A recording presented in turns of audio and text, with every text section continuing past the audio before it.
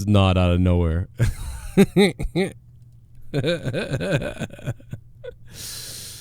Oh my God. I mean, if it could be out of nowhere, I mean, that the song is great and everything, but let's not do the wrong thing. Oh my God. That's fucking hilarious.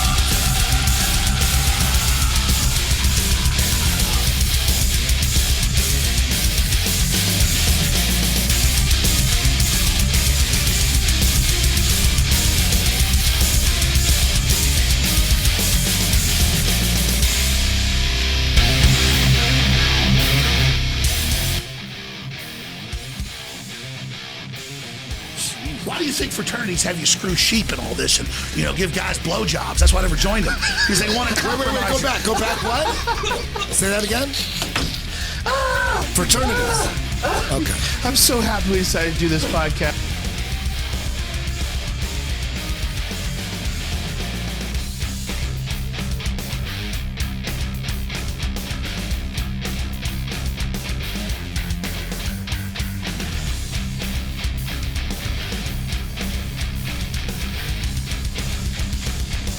My kids are in the basement.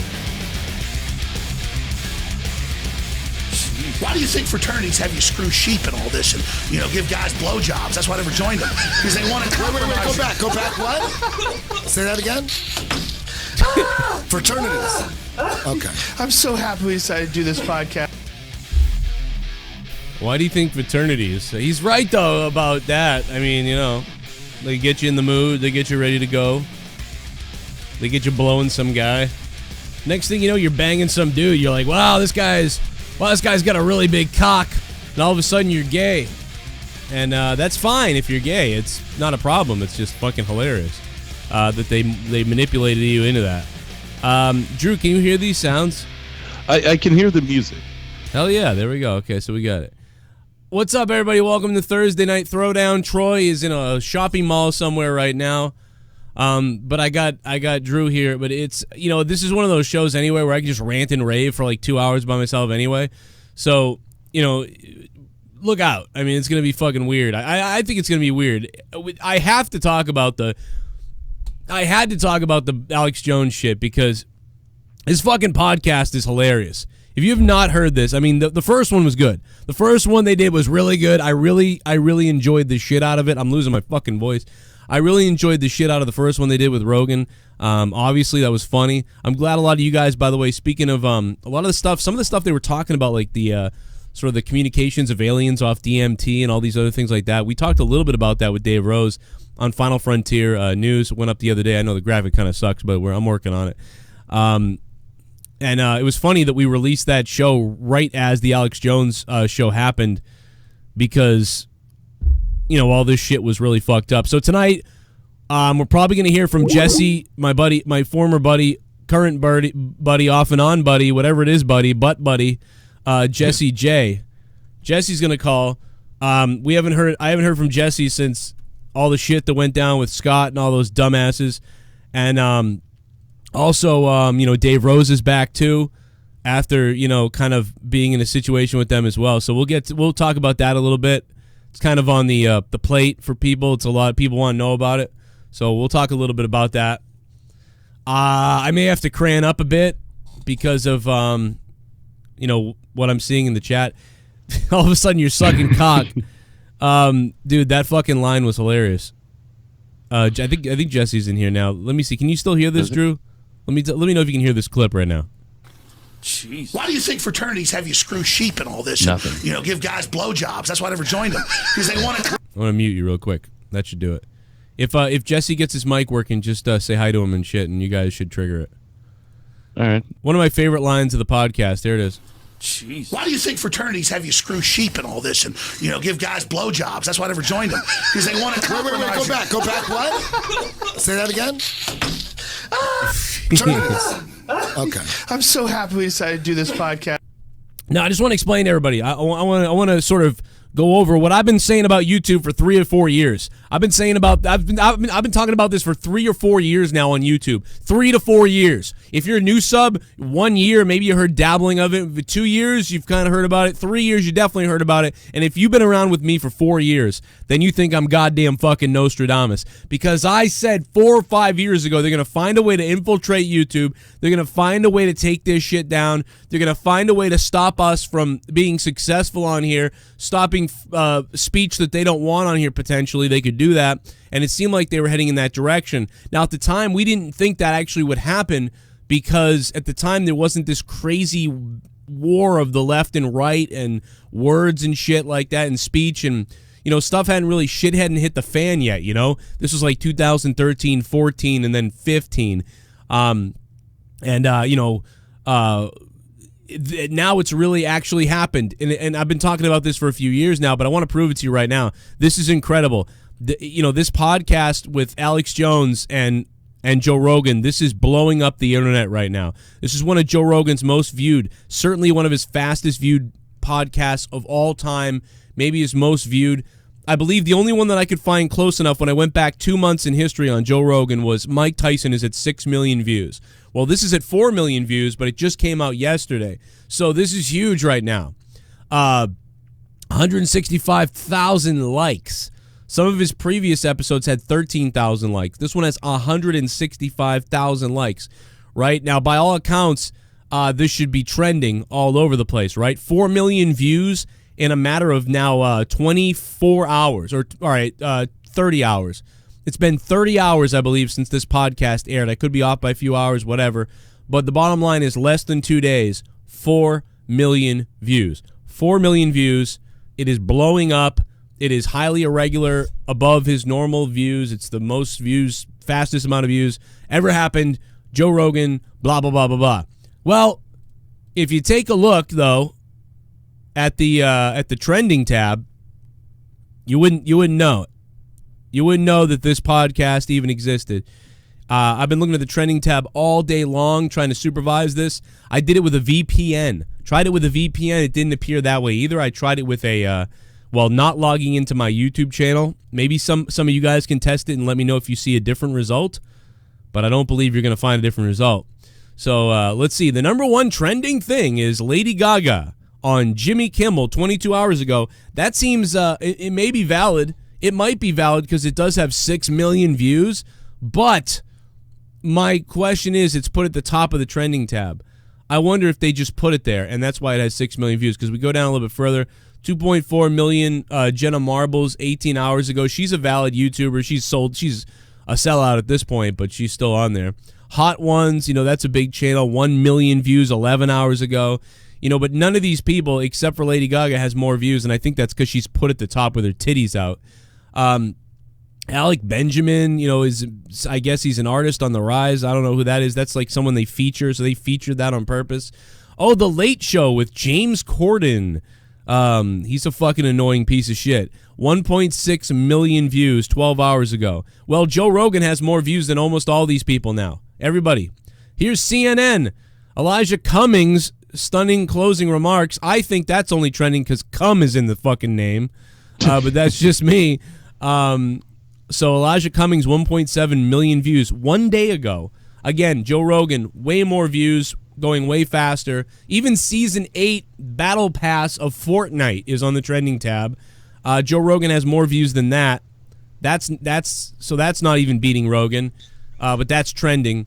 Can we find a name brand? Good Mythical Morning. These are two guys who play butt pirates at night with each other, and they have a very popular channel where they talk about putting each other's cum on toast and eating it. 977,000 views. Not even close to Joe Rogan and Alex Jones. Dude, there was 600,000 people watching live when it was happening. Really? I missed it live. That's the most. I've watched a lot of Rogan live when he's doing it, and usually the most you'll see is about 20,000 people. I agree. Maybe 50 on a really big one. Yeah, this was huge. Like, just when I was in there, like towards the tail end of it, even 3 hours after it was ended, there was 25,000 people watching the fucking, like, rewatching it. It was a mega, dude. This was a mega spectacular. It was crazy, dude. Go down this more. Pokemon. You see my point though. Here's more Good Mythical Morning. Dude, they only have 270,000 views. 16 hours ago. Why are they trending on the trending tab and Joe Rogan isn't? Why? Because they're cucks who are pushing the agenda of some kind of product placement for Disney or somebody. Domino Wilson Music. I don't even know who this guy is. Again, Joe Rogan's beating it. Do you guys think Alex Jones has a lot to do with it? Because the other biggest Joe Rogan podcast recently was the Jack Dorsey one. Right. And that was a lot to do with Alex Jones thing, right? As far as the Twitter ban and all that shit. Right. Well, it's obvious that they don't want things pushed. And by the way, I'm going to get into that in a second because Jack Dorsey, I want to bring that up. But real quick, let's just run down real quick and finish it off. Nothing here. Warner Brothers Pictures, NBA, none of this has even close to Rogan's views. Not even close to pushed. Whatever that fucking shit is. UFC, all this Inside Edition, it's all TV stuff. So in case you're wondering who controls you, it's the TV who have infiltrated YouTube and gotten in their pockets to pay for the trending tab. And it's mostly propaganda, too. Oh, look at this. Oh, my God, finally, look. Joe Rogan does appear. JRE Clips, though. It's not Joe Rogan's channel. That's somebody else's channel, not Joe Rogan. And it's the Dr. Phil Catch Me Outside girl on Joe Rogan. So they decided to trend that. 2.3 million 2 days ago. She's media friendly, so, you know. Yeah, the media loves a girl who's a whore who takes it in the ass and is underage and talks about fucking. Yeah, so remember that. I'm just saying, like, Hollywood loves that. They're like, oh, shit, a girl who's underage who can help us sort of normalize underage sex and fucking and pedophilia and human trafficking. Oh, we love this girl. We want more women to be raised like hookers by a single mother. So they love that clip. Yeah, and then Dr. Phil tries to fucking talk about her without coming in his pants. Yeah, that's a great episode. You got to see that episode. How long do you think until this show gets taken down, though? Well, remember the last one did? Last one did. Remember the last Alex Jones one got removed? And that was before Alex Jones got removed. Wait. No, wait, you're saying the last one with on Rogan? Yeah, it got put back up, but it got removed for a while. Oh, okay. Yeah. I didn't know it was removed. Oh, yeah, because... If he's banned from YouTube, what's stopping him? Oh, of course, the Jimmy Fallon show's on here. Dude, look at all this bullshit. Even WWE made it on there, though. But yeah, this is all bullshit. This is all bullshit. All bullshit. Okay, so let me bring up an interesting point. And then we'll get to, Jesse being back here real quick. Because people are asking. Yeah, YouTube is full of pedos. Yeah, YouTube is full of pedos because TV has infiltrated YouTube. And TV loves, like, pedophilia and fucking... not even worse than pedophilia. Pedophilia is not even... Like, that's a joke. Like, pedophilia is just, like, rubbing the fucking... Petting the dog. Like, what they really do is, like, fucking fisting the dog. And that's just the fucking underage rape. They love it. They're like, oh, this little sexy 15-year-old girl... We'll have her just fucking being a gangster whore everywhere. They love it. Jack Dorsey, so this is a conspiracy right here, right? So Jesse, you guys are aware of Joe Rogan pretty well. So Jack Dorsey comes on to Joe Rogan, and he does what we think he's going to do, which is softball this fucking guy. He softballs Jack Dorsey because every time he gets a big guy on there that he like sort of like a business-like guy, Rogan backs off a bit. Anybody that he respects and stuff like that or a megastar, he backs off a little bit. So Joe Rogan backed off a little bit, and people got angry that he didn't grill the guy. I mean, I'm banned myself. I am banned for life on Twitter for saying MTV hates white people. I saw the video that MTV released. All my black friends agreed Like, this is fucked up what they're doing to you guys. Like, this is just wrong. Everybody agreed it was wrong, it was wrong. So as a joke, I tweeted, MTV hates white people. I'm banned for life. If I create another account, I get banned. The only reason why Corrupted is still up is because I created that account originally on a different computer on someone else's email address a year before I created any of the names that got banned. So that's just a coincidence that I had that name. Otherwise, if I create any Twitters anywhere, they get taken down. I've tested it. I tried to make a troll account once. That got taken down in a week. And it wasn't because I didn't even type to anybody. I made one troll account ever because I wanted to be able to see other people that had blocked me easily and be able to sort of interact with tweets and stuff like that. That was banned in a week, and I hadn't done any nefarious stuff. No retweeting of my own stuff and retweeting other people's. Fucking weird. But so Jack Dorsey he gets drilled. The backlash on the Jack Dorsey shit was insane. So people got really pissed off. They crapped on him. They were like, Rogan. In fact, so bad that he's bringing him back on. So Jack Dorsey's coming back on Joe Rogan's podcast. Now, this podcast only did 1.4 million views. 1.4 million views. Joe Rogan's audience got really angry, and you can see it in the likes to dislike ratio. 13,000 likes, 85,000 dislikes. I even wrote below, because Joe Rogan said, that Jack Dorsey said on the podcast, that Twitter is a public service, that everybody really should have access to Twitter because it's sort of a service we all deserve. We all dedicated to it. Well, if that's the case, why am I banned off of it for life for saying MTV hates white people? Why am I banned for life for saying that's like a mistake? I can't come back and try again? Like, ooh, I'm sorry, do a penalty? No, I'm done forever. So Rogan doesn't grill him on any of this. He just kind of says, okay. To be fair, he does the same thing with Alex Jones about a lot of things. So he gets backlash, right? So my theory is this, because Rogan didn't want to have Alex Jones back, and Rogan had been doing all these, had been getting attacked from a lot of different people about this. I think Rogan was like, let's get Alex Jones, because if I get Alex Jones, all those people will then flip back to in my good graces, because he was in a bad way with the fans, and the people were seeing him in a bad light. I think he was like, the only thing we can do to fix this is to get Alex Jones on. And I mean, to his credit, he's getting Jack Dorsey back. So you got to give him credit for that. And anyway, that's my theory. Is this was a whole like, well, we're going to give the people what they want. Get Alex Jones, get him over here, because I think this has become. Jordan, did you happen to see the stuff Alex Jones was saying about Joe like a week or two prior to him coming back? For weeks he's been saying like that's what surprised me. He was even back. I'm like, I'm gonna break your neck, Joe. Well, yeah, dude. I mean, it's honestly one of the best things that Rogan has said. It's very similar, and if you listen to him, Jesse, I think you know what he's talking about.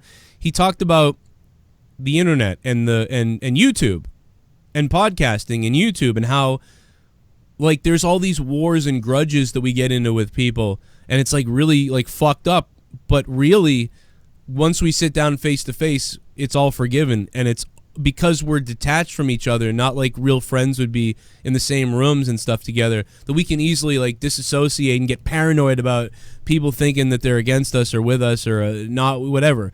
And Joe Rogan's been talking about that, and there's like a real psychology that happened. Look at us. I mean, like, right? Yeah. Like with you and me and Dave and everybody. Like you and Dave are back, and who the fuck would have thought you guys would be back here this quick after what went down? And it was the same thing as like this Alex Jones thing. Like we literally just had to talk. That's all we had to do. Right. And that's kind of what he said. He's like, once we got together and talked, him and Alex Jones did. They were fine. Yeah, it's weird. It's like, I think Alex felt cut off by Rogan because he was. Rogan had to stay away from him, and Alex Jones freaked out about that, and then he was getting information about Rogan, and then he was looking at what was going on. He put two and two together. I think he purposely kind of ran with some of it to piss him off a little bit, or to get attention on him, or to use the situation or something. But yeah, that's essentially like what happened to you, because once I saw what you did, and I even got mad at Kara. Like, I even, you know what I mean? That was weird. But once I saw what you guys, because see, I already knew what was going on with Scott and all that shit with those guys. I already knew that like that's some evil stuff that's going on. I can see what's going on. And so I assumed that you knew all that. So when you were speaking with him like you were, I was like, why in the world would you talk to this guy right now when we're all trying to stay away from this? Like, because I'm not the type of person that tells people where they can go and what they can't do and what you're going to do and whatever else. I mean, I was in those instances, but the reason was because we all had agreed, like, we got to stay away from that because we just need to be away from all that and, like, leave him alone, because every time we talk to him, he says we're talking about him, and so let's not talk about him at all, stay completely away from him. And me and Ken and, you know, Bailey and stuff had all talked about this, but I never had you in on that meeting, nor did I have Dave Rose, because we weren't really talking to Dave Rose that time anyway. And that opened the door for, I think, what Scott always does, which is he reaches out to as many people close to me as he can, and he tries to get in their ears. He's been doing this for 2 years now. You were away from most of this too, so that's the other thing. You didn't even know a lot of the stuff that he's done in the last 2 years, because that's what he's done. And yeah, that's what I was. My fucking mic went on the PC, but yeah, that's what I was actually saying a second ago. Is I wasn't even here for a lot of that shit, so it was kind of, I don't know if it's wrong, but it was misguided a little bit on my part to get involved with him when I didn't really know the whole story of all the reasons why you were apprehensive of him and everything, you know. Well, I just know that he destroys relationships on purpose. Like he's got a lot of good points though. He's actually kind of like Alex Jones. We were talking about that earlier. He destroys a lot of relationships on purpose from within. If he had no truth to what he was saying, I would have never been able to even give him the time of day. So he always has like a speck of something. No, he's always good. No, absolutely. That's why it works, because he always has like 2 or 3 or 4. He'll have like 3 things that are absolutely true, or that like he can make a molehill, a mound out of molehill, whatever they say. But then he's always got 1 or 2 complete lies that he throws in there to like tip it over. And then you believe it because you're like, all right, he converted on the first one, the second one, the third one, and now he says this 4th thing, it must be true, and now you're fucking in trouble. You know, he manipulated between me and Ken and other people over and over again. He got Ken to say stuff about me. You know what I mean? That stuff that he released that Ken said about me was fucked up. But, you know, me and Ken were fucking with each other at the time, and Scott was telling him all kinds of weird shit that wasn't really the truth, and he was getting in his head. And that's what he does. He gets in people's heads. I know this is how good he is, because he's gotten in even people that we've already been over this 2 years ago about what he does, and it still worked on the guy. So I get it. But anyway, so that brings me back to the Rogan and Alex Jones thing, which is a communication issue. Yeah. So I just think that that's what they had. But yeah, so when they did this, I'm like, wow, so I started watching the podcast in the last hour. And at that point, I thought, wow, I must have just got in here in time.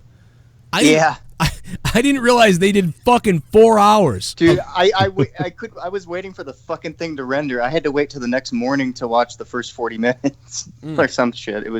It took a while. It kept starting 40 minutes in for me. They were doing monetize this times. Right.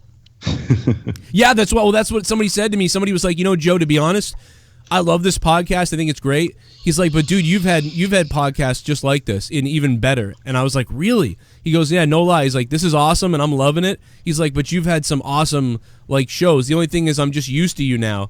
And seeing a guy like Alex Jones on Rogan show is funnier in a way because it's so mainstream and whatever. And I'm like, yeah, I get it. But it's a similar deal. But it's similar. Yeah, it's weird. And I'm like, dude, these guys are like, wow, we went 4 hours. And I'm just like, what the fuck? We do that every Friday. We go 7 hours. Yeah. I don't think the conversation is, you know, we probably get 2 hours of valued conversation out of 8 hours, but, you know, because it's not, you know, there's donations going off. It's a gimmick, too. It's a gimmick show on top of whatever. But, you know, but Corrupted, we do 2 to 3 hours, 2 hours. We're supposed to do 1, but I don't know. God, when Eddie Bravo got him to flip out, though, that was the best. Was Eddie Bravo coming in for a separate interview, or were they supposed to? Because I remember at one point Alex Jones. At one point, Alex Jones was like, "Well, I could stick around another hour if you want to push Eddie a bit," and so it sounded like no. Okay, he wanted Jones. Jones wanted Rogan to himself.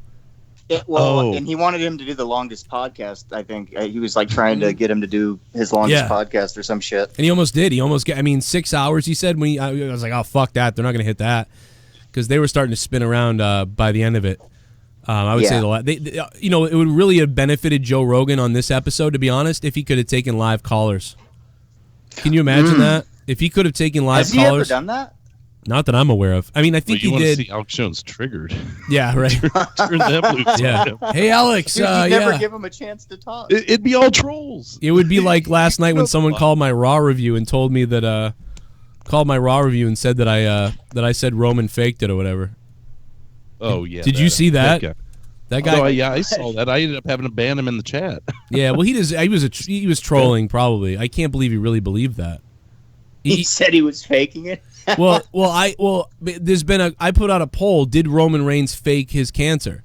You know, like, so I was asking the question. But this guy called the show and was saying like, oh, you know, you're a disgusting piece of shit because you said that you know, Roman faked his cancer. Yeah, and I'm like, what are you fucking talking about? I was like, I did not say that. I was like, find me the sound clip. So he was either a troll trying to fuck with me, or he was. Honestly, it sounded like he was dead serious. Listen to this guy. Let's go to the phones. 646 is on the phone. What's up? What's up? How you doing? This would be Alex Jones if he got calls. What's up, man? It's me. You're live. What's up, man? How you doing, man? Hey, man, let me tell you something. You a piece of crap. You know why? Because you said that Roman Reigns was faking his cancer. Never said that. Never said that. Never said that. No. I got you recorded. I got you recorded when you said it. Play the clip. Play the clip. I never said it. I said, I said people are saying he faked it. I never said he faked it. Never. You said it. You said it. You said it. Nope. Never said it. Never said it. You never watched my show. Where's the timestamp? I watch your show every day. You always criticizing people. All right. What's the clip? Tell me the timestamp. What's the timestamp? What timestamp? When did I say it? What video? What's the time? You said it on Raw. When they was giving him Raw. When you said it on Raw. When they was giving Raw, you said that Roman Reigns. You said a poll, and you said, "Oh, 50% of the people faked it," and you said, "Oh, I believe that shit." Oh, no, I don't. Believe that shit. No, I don't. Never said that. Nope. Come on, man. You need to open up your ears, dude. I've said from the beginning. You're a retard, dude. You are recorded. Play the clip. I love that though. I love shit like that. I told him. I said that ice came for him after that. No, I think he's one of those Italians from New York or whatever. Like, oh, you Raw? You seen Raw? Yeah, you seen Raw? And I'm like, oh God, you're fucking. Okay, here comes the super chats. Party. I see your donations, guys. I'm gonna play them. The theme tickles my ball hairs. Yo, Joe. Yo. Who's this? William Ritchie? William Ritchie, man. What's up, dude? Good to hear from you. I'll play a couple of these. I know I'm behind. So I'll let you guys roll with a couple of these. William Ritchie, you are a loved one, man. I'll tell you that. Oh, by the way, I guarantee you Dave's talking to Scott now again, probably because like he molested him because he heard that I did Final Frontier with him. So he got like hit up like crazy or whatever. But it doesn't matter to me because I'm just doing my own show with Dave. And we're going to put it out. And that's going to be it. It's on Patreon. It's an hour long. It's fucking awesome. It's on. It's free on here. As the great Abe Lincoln once said on Star Trek, charming negress. Ah, a charming negress. What a charming negress. Casey is raw. Thanks for the 316, Casey. Good to hear from you. I'm going to play one or two more. I'm going to play one more, depending on how long it is. We'll get back to conversation here. And I will play all the donations, whatever you guys want to drop. Shout out to Frost, Famous, Matt, S.Dollars in the chat, Alan Quills, Denise is here. What's up?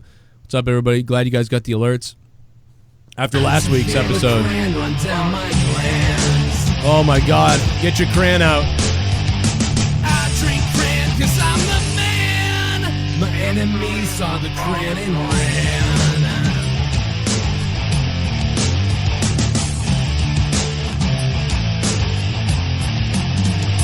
Crayon man, come on, make me believe in tasty. I'm so thirsty, would you enter me? Crayon man. All my friends are fucking the man, 'cause all my friends are drinking crayon. They're drinking crayon, 'cause all my friends are drinking crayon. I'm drinking Dunkin'. I got the fucking crayon. How lame is that cup now? Cran man baby. Yo, Jared Barron. It wouldn't be a show if Jared Barron didn't chime in. Jared Barron, thank you, man, for the crayon. Everybody pull up your crayon. I mean, it's never going to be the crayon because I didn't start with my cock for you. But close enough for you guys. Yeah, I'm never going to get used to Duncan. Like, this just looks stupid. Duncan. Let me flip over and see. Why did they fucking change the name of Dunkin' Donuts to Duncan? Why did they need to do that? Fucking Duncan. Jesse, you know about this? Oh, he doesn't. No, we don't have Dunkin' out here. That's right. You guys have Starbucks only, probably. You fuckers. No, I think we might be Dunkin' Donuts in California. Yeah, that's true. You don't have a lot out there. It's the first one was made like right where I live. It's kind of funny. Not where I live now. I moved, but that's also funny. I was thinking about that the other day. Alien Man over there was like saying my city over and over again. He was like Joe Cronin, and he's like saying where I live and stuff. And I'm like, I moved.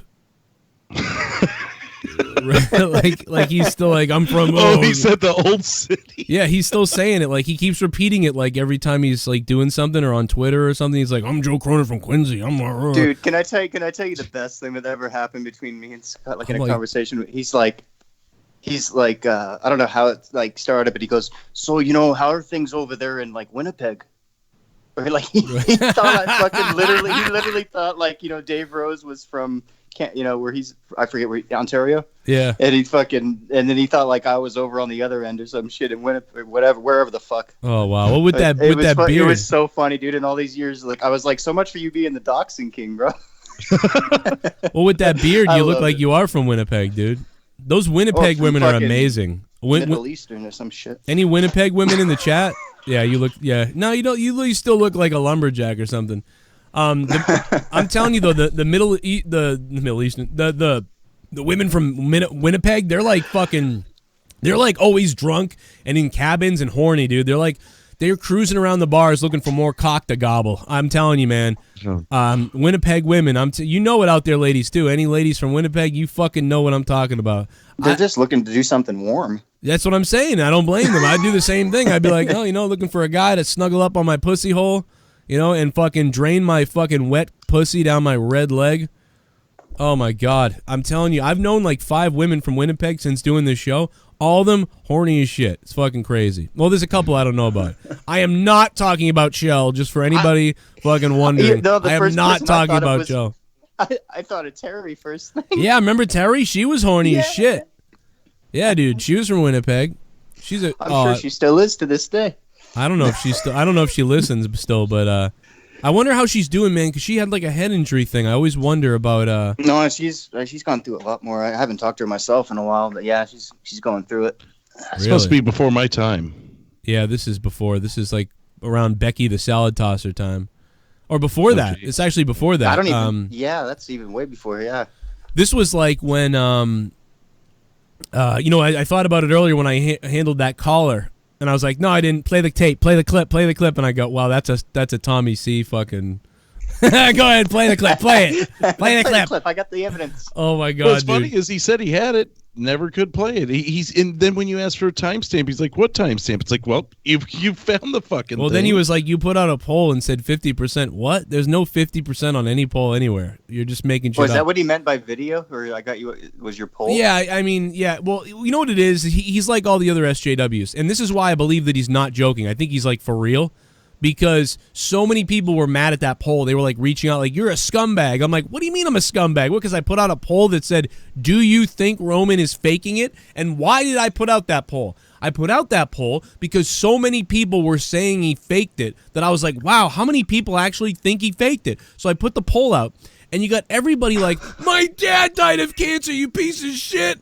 Like, what does that have to do with why I put a poll out? I didn't say I don't believe in cancer. I said, do you think it's fake? Here's what you do. Instead of yelling at me about the poll, write no. Vote no. You fucking idiot. No. What are you doing? You literally have the power in front of you right now. No. And this poll sucks. You could have wrote that. Joe, I'm mad you made the poll to begin with. That hurts me. Well, but then you had people who think he is faking it, saying, how dare he fake it? My dad died of cancer. So everyone's grabbing onto the cancer train of my family friend died, and they're all taking it personally for whatever side they believe in. So now I'm really curious. Like, how did the poll come out? It was like 20% thought he was faking it, 60% said he's not faking it, and 20% said I don't know. So, so 40% pretty much are on the the fence about it. Yeah. They're not sure. They're skeptical. So I was about right. About half of you aren't sure or think no. Or think he is faking it. So why? Is he coming back full time? Is that why they're? Yeah, he came back the other night and announced he's back and he's healthy and he Superman punched people. Well, dude, people were thinking he was going to be back by WrestleMania. So why is this such a? Well, I think really isn't. I think people thought like, oh man, leukemia. He's gonna. Who knows what's gonna happen and all these things. But I remember. I think it was even one of the listeners called in and said that either they or someone they knew like. There's a pill out there or something that pretty much like you take it every day, you're good to go, but it's kind of expensive. Actually, so the UK, whatever the hell they're called, the UK Leukemia Foundation on Twitter or whatever it was, they were reaching out to people, and they reached out to me, and they even tweeted me, and they were like, "Here's the pill, and here's what you do," and it's a simple blood test after blood test, and you may need chemo for only a week or two or less. Chemo doesn't make everybody's hair fall out, and they basically proved it scientifically that this is possible. It's even possible a little bit quicker, and if they caught it early on, which they think they caught this like immediately because he got the mumps and the mumps wouldn't go away, and they were like, why aren't the mumps going away? And it was probably because his body was battling the blood cancer that had started. I don't know. So I'm curious about something. What if, just hypothetically, everybody out there, hypothetically, say he was faking it? What's the big fucking deal? Yeah, I mean... Because, say, Daryl on The Walking Dead gets fucking cancer on the show. Are they going to go out and bash the real-life guy for it? Is this not a TV show? Is this not what we have, as wrestling fans, have argued for years against... Oh, dude, I would love it if they did that, and then they use it as a gimmick. That'd be so funny. It would. See, to me, it's not a big deal. They did. But people get mad, though. No, people would get mad, though, dude. There's already people mad now. There's already people angry at him now. That's my question. What's the difference? Remember, they were mad when weren't they mad when Dean went heel and he kind of did it in the way he did? Yeah, they were mad at that too. I mean, like, so they'd be mad as hell. Yeah, it's wrestling. To me, it's wrestling, and I'm game for anything. I don't want to know what's real and not real. I don't give a shit. We believe Shawn Michaels had a severe back injury for 4 years, and he did, but really a lot of it was more mental and drug use. So he could have come back, but it was mental issues and drug use is the reason why Michaels was mostly retired. But for 4.5 years, I thought this poor guy's back was ruined. So I didn't know. Right. And there may be more to that story than we still know. I'm not really 100% sure. Let me go to a call real quick. 908's on the phone. What's up, 908? Hey, 908. Pretty sure that we're connected. Hey, what's up, guys? It's Jacob. Oh, Jacob, man, what's going on, bro? Dude, what's up, Drew? Yo, that last caller was on fucking drugs. I've never heard you say that Roman fucking faked cancer. I watch your fucking show daily. I've never heard you fucking say anything about Roman faking cancer. And I do agree with the fact that Drew was asking, what is the big deal? Because, it is wrestling, so I do agree with that. So I just wanted to say that I've never once heard Joe say that Roman fucking fake cancer. Even if he did, that's on WWE, not on Roman. I don't think it falls on Roman. I think it falls on Vince, if anything, right? Yeah, it's mostly on Vince, I would say. And also, we did was talked about the possibility of him faking it. Like, that's what we talked. And it's wrestling, so you got to know that. But this guy was a mark. He was triggered by the pole. His family member died of cancer. It's like, dude, chill out. All of our family, everybody knows somebody that died of cancer. Like, you're not special. Like, he was like trying to virtue signal this stuff about cancer, and it was like, dude, relax. It's a poll about a wrestling thing. Like, it's not a big deal. I've got a fucking uncle in the hospital right now dying of cancer. You don't see me bitching. You're not the only one, dude. I've gotten a lot of messages from a lot of people whose family are, and a lot of uncles too. I don't know what the fuck is up with uncles, but right now there's a lot of uncles with cancer in the hospital right now, and it sucks. But no one's trying to compare that to what's going on with Roman. Everybody wants to, though. I get that. Well, I will say this though. With all the pictures that we ever saw of Roman posted online with a fan at a gym or a fan at somewhere here or there, Not one did chemo see picture. A decline.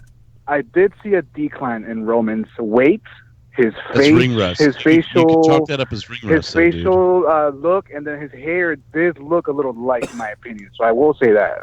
Yeah, I'll also say that it could have been it could even be, and I get the conspiracy of like we never saw him with the chemo and everything. I get that. I'm on board with you guys. I get it. If you believe that, that's fine. I don't really believe it, but I get what you're saying. I get why you believe it. I get it.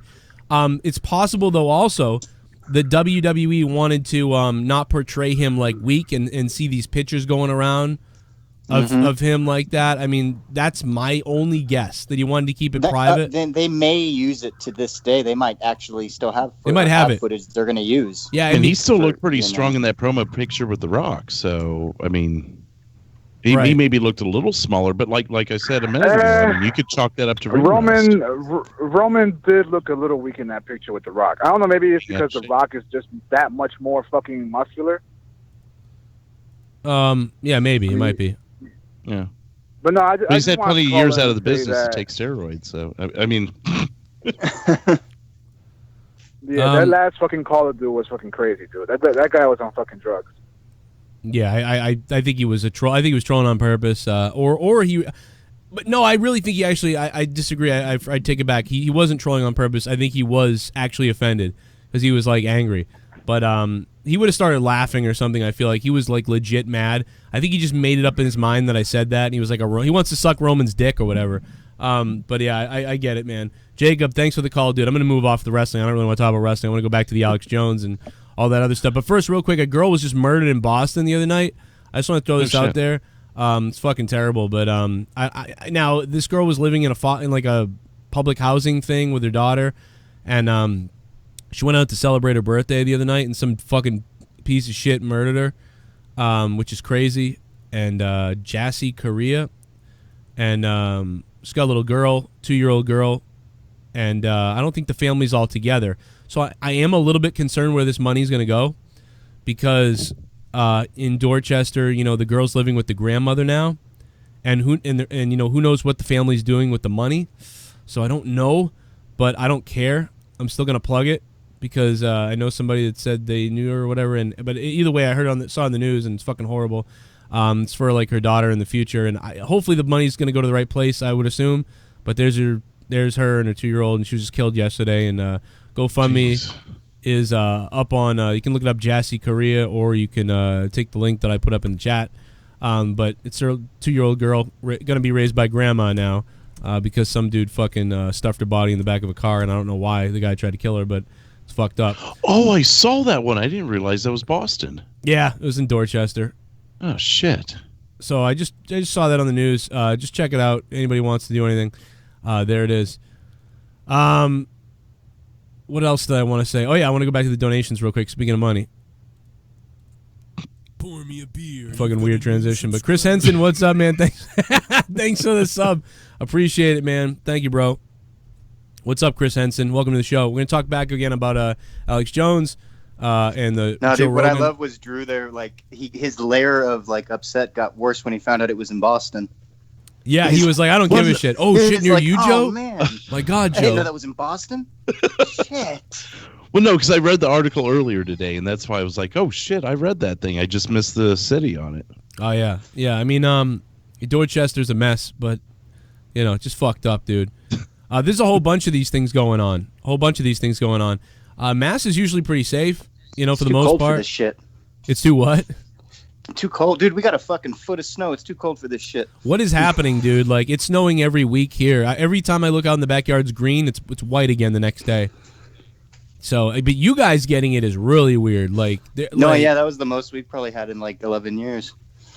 Yeah, I mean, the other thing about Alex Jones, going back to him, is he's right. He's right about I think one of the things that people don't understand is yes, he is trying to run his business. There's no doubt about it. He's kind of like, it's hard to figure him out because like he seems shilly. He's a salesman, but also he's always spinning his wheels about shit, and he throws it out there. He doesn't think about it and think, let me do all this stuff behind the scenes, and then I'm going to go on air and I'm going to give the facts. No, he doesn't do that. He sort of figures it out like while he's talking. He'll just throw everything out there at you and then come up with ideas. Then he'll start to begin to develop an idea of what he believes and what could be.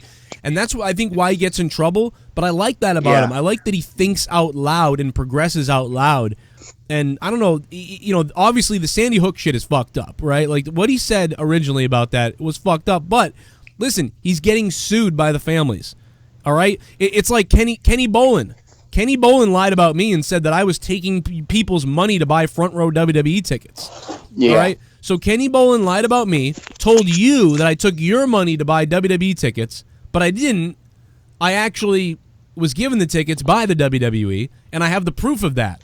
So I could take him to court, and I could show the donations dropping a little bit around that time. They did drop a little bit around that time. I could say that it was because of that. I could sue him. But I obviously don't do that type of stuff, so not really. So I didn't do that. I decided not to do that. And that's slander. But does that mean that now Kenny Bolin's banned from YouTube, Twitter, Facebook, and everywhere because he lied? No, I don't think he should be banned because I can sue him. Because if he defames me, I can sue him. I wouldn't think that Kenny Bolin would lose his MasterCard abilities, his banking abilities in some cases, PayPal. Why did it take him 5-6 years to fucking finally to ban him over something he said so long ago? Because the political agenda is different now. That's right, what I'm thinking. Like it had to do with stuff he was bringing up on his shows or things he was about to bring up. No, it's all because of Trump. Ever since he got too close to Trump. Yeah, ever since the Trump stuff happened, anybody who says good things about Trump goes down. Look at the court. That was all it was, really? Yeah. Look at Jeremy, my friend. I was friends with this guy. I'm not really friends with him that much anymore. We like each other. We don't talk. I have a friend. His name is Jeremy. He has a channel called The Quartering. Originally, he did magic. Tommy likes that channel, huh? Who? Tommy, doesn't he like that channel? The Quartering. Tommy NC. Oh, you're right. He puts it up his ass. And anyway, he started with Magic the Gathering videos, unboxing Magic the Gathering cards. That's all he ever did. I became an acquaintance of him when he was at 20,000 subscribers, and he was normal. He just did these unboxings for Magic the Gathering. Never blah blah blah. Had Magic the Gathering online. He went to Magic the Gathering shows. He opened up tons of packs and shit like that. And all of a sudden, he sort of showed his support for Trump, and ever since that, he was attacked. And some girl, he made a joke about a cosplayer online, and it wasn't even that bad. It was just like a little joke, about like something stupid. And because he said it on Twitter, he got banned on Magic the Gathering and everywhere because they found out he was a Trump supporter. And it's fucking crazy, dude. So like once he came out as that, he was banned from Magic the Gathering everywhere. There's a guy who assaulted him recently. That guy still has his store, even though he assaulted Jeremy. Like, Jeremy didn't fight the guy back. He got assaulted by the guy. And now the guy's a political channel. Jeremy does all this. He covers political gaming and political stuff and like SJW shit on them. His channel's blown up. He went from like having about 100,000 subscribers that liked Magic the Gathering to all of us, and he kind of was getting like 5,000 views a video and things like that. Now he gets like 200 to 300 to 400 to 500,000 views a video, and he talks about like political stuff. It's crazy. His whole channel has changed, and it's given him this platform. It's so bizarre to see it, and it's because people are just fucking freaked out over this stuff. And he wasn't always a complete right-leaning guy. He was, I would say, more middle of the road, but this stuff has pushed him a little bit more on the right side. And again, like I've been more hard on the left recently, but I don't like either side. I'm fucking independent. I don't want nothing to do with either side. I think they're both scumbags. But it's just funny how the whole Obama into Trump thing spurred something in everybody, and people showed their real colors. People showed their true colors, and you're like, oh, this is really gross. It's really fucked up. That's the best way to put it right there. And I backed off. I was woken. They say you're woke or whatever. You can be woke about so many different things. Like now you can be woke about how white people are evil or something. But no, I'm not talking about that type of woke. I'm talking about woke as in like I see the manipulation now that I didn't see before. Our friend Tommy C saw that manipulation years ago. He used to say, oh, you didn't know what this movie's really about? And I'm like, man, you're like a conspiracy guy. But now it's so obvious that, and I'll admit that I see things kind of in 2D. I don't see the three-dimensional side of things a lot. And now I see what the movies are doing. He was saying the movies have always done this, and I was like, I don't see that. I don't know what you're talking about. But now it's like it's so obvious now. It's so obvious now that now I see it. Like, and I can't escape it. I don't want to talk about that stuff. I don't want anything to do with that. But it's happening to me. I can see it. I know what's going on. It's happening on my channels. When I say certain words, you can't say, I can't even say it, because if I do, the whole thing be demonetized. Take it down. It's already happened. Right. You can't say word. That's not a swear. What I think about Alex Jones, what I think is threatening to everybody is his demeanor, the way he believes everything he says with such passion and the way he carries himself. Yeah. If I was to do a channel like that, no one would give a shit because I bore the fuck out of people. But if someone that carries that passion and demeanor about everything, they're the person that's going to, because you listen, you believe, or you believe in the threat that they pose. Yeah, and and I think that's the issue. I'm so happy. I'm really happy I found the guy, because I don't agree with him on a lot of things, for sure. I don't. But whatever. But I just find it interesting. I find anybody interesting. It doesn't matter if they agree with me, don't agree with me. If you're not open to everybody, dude, one of the funnest things to do is to try to grab someone else's opinion of something and defend it yourself. Like, I wonder if I can defend that guy's stance even though I completely disagree with it. You devil's advocate things. It's fun. Yeah, it's really fun. And then you start to come more towards the middle because you realize, like, he might have this right and I might have had this wrong and maybe I'll change things. But no, people are so like, fuck you, like you're evil. Like, dude, I've had so many friends of mine tell me, like, I'm a piece of shit. And I'm like, what? You think I'm a piece of shit because I'm listening to this guy? They're like, yeah, anybody who listens to him should just fucking die. Oh, yeah, like every day or two, I see someone on Facebook say, like, if you support Trump, unfollow me now or unfriend me now or some shit. Like, and I kind of get that. It's just ridiculous. I get that more than, like, other stuff, but, like, people telling me, like, people should die who listen to Alex Jones. Like, what are you talking about? Like, you're living in an echo chamber. Like, I'm not even. I get it. If some people are only watching Alex Jones and they're like, "Oh my God, everything he says is real. Holy fuck, we got to do something. This is crazy." Now that's a problem. You're in your own echo chamber. Maybe go listen to the Young Turks and listen to Alex Jones and listen to other people, because that's what I do. And the reason why I can only listen to so much Alex Jones anyway. I would encourage to listen to the people you disagree with, because you can actually hear their stance, their side of things, and maybe work it into your own, or you could even learn from it and go, or maybe not learn from it and go, they're fucking nuts, whatever. But at least you took in the other side. Right. Yeah. And Chris Lee in the chat says his ban has more to do with the people that follow him. I know, I agree. His followers wouldn't harass people. I get it. But go after them. Find out who they are, because what they did was fucked up. Harassing those families of the kids, that's fucking horrifically terrible, like what those people did.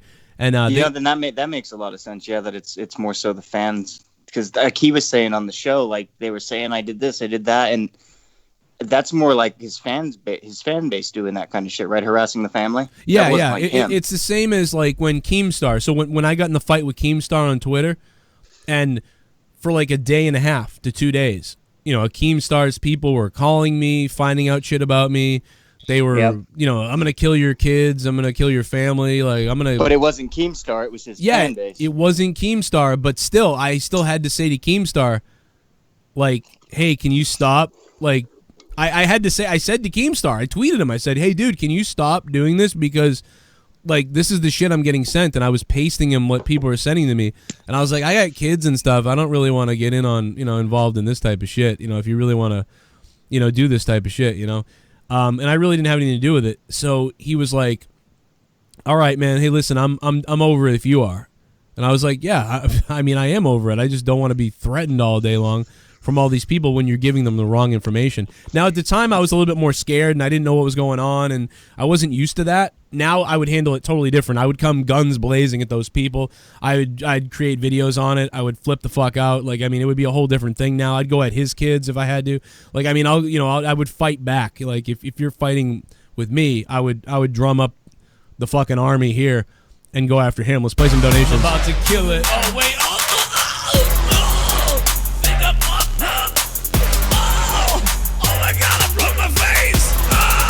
Oh God, I broke my face! Oh, I think I'm... what the fuck is...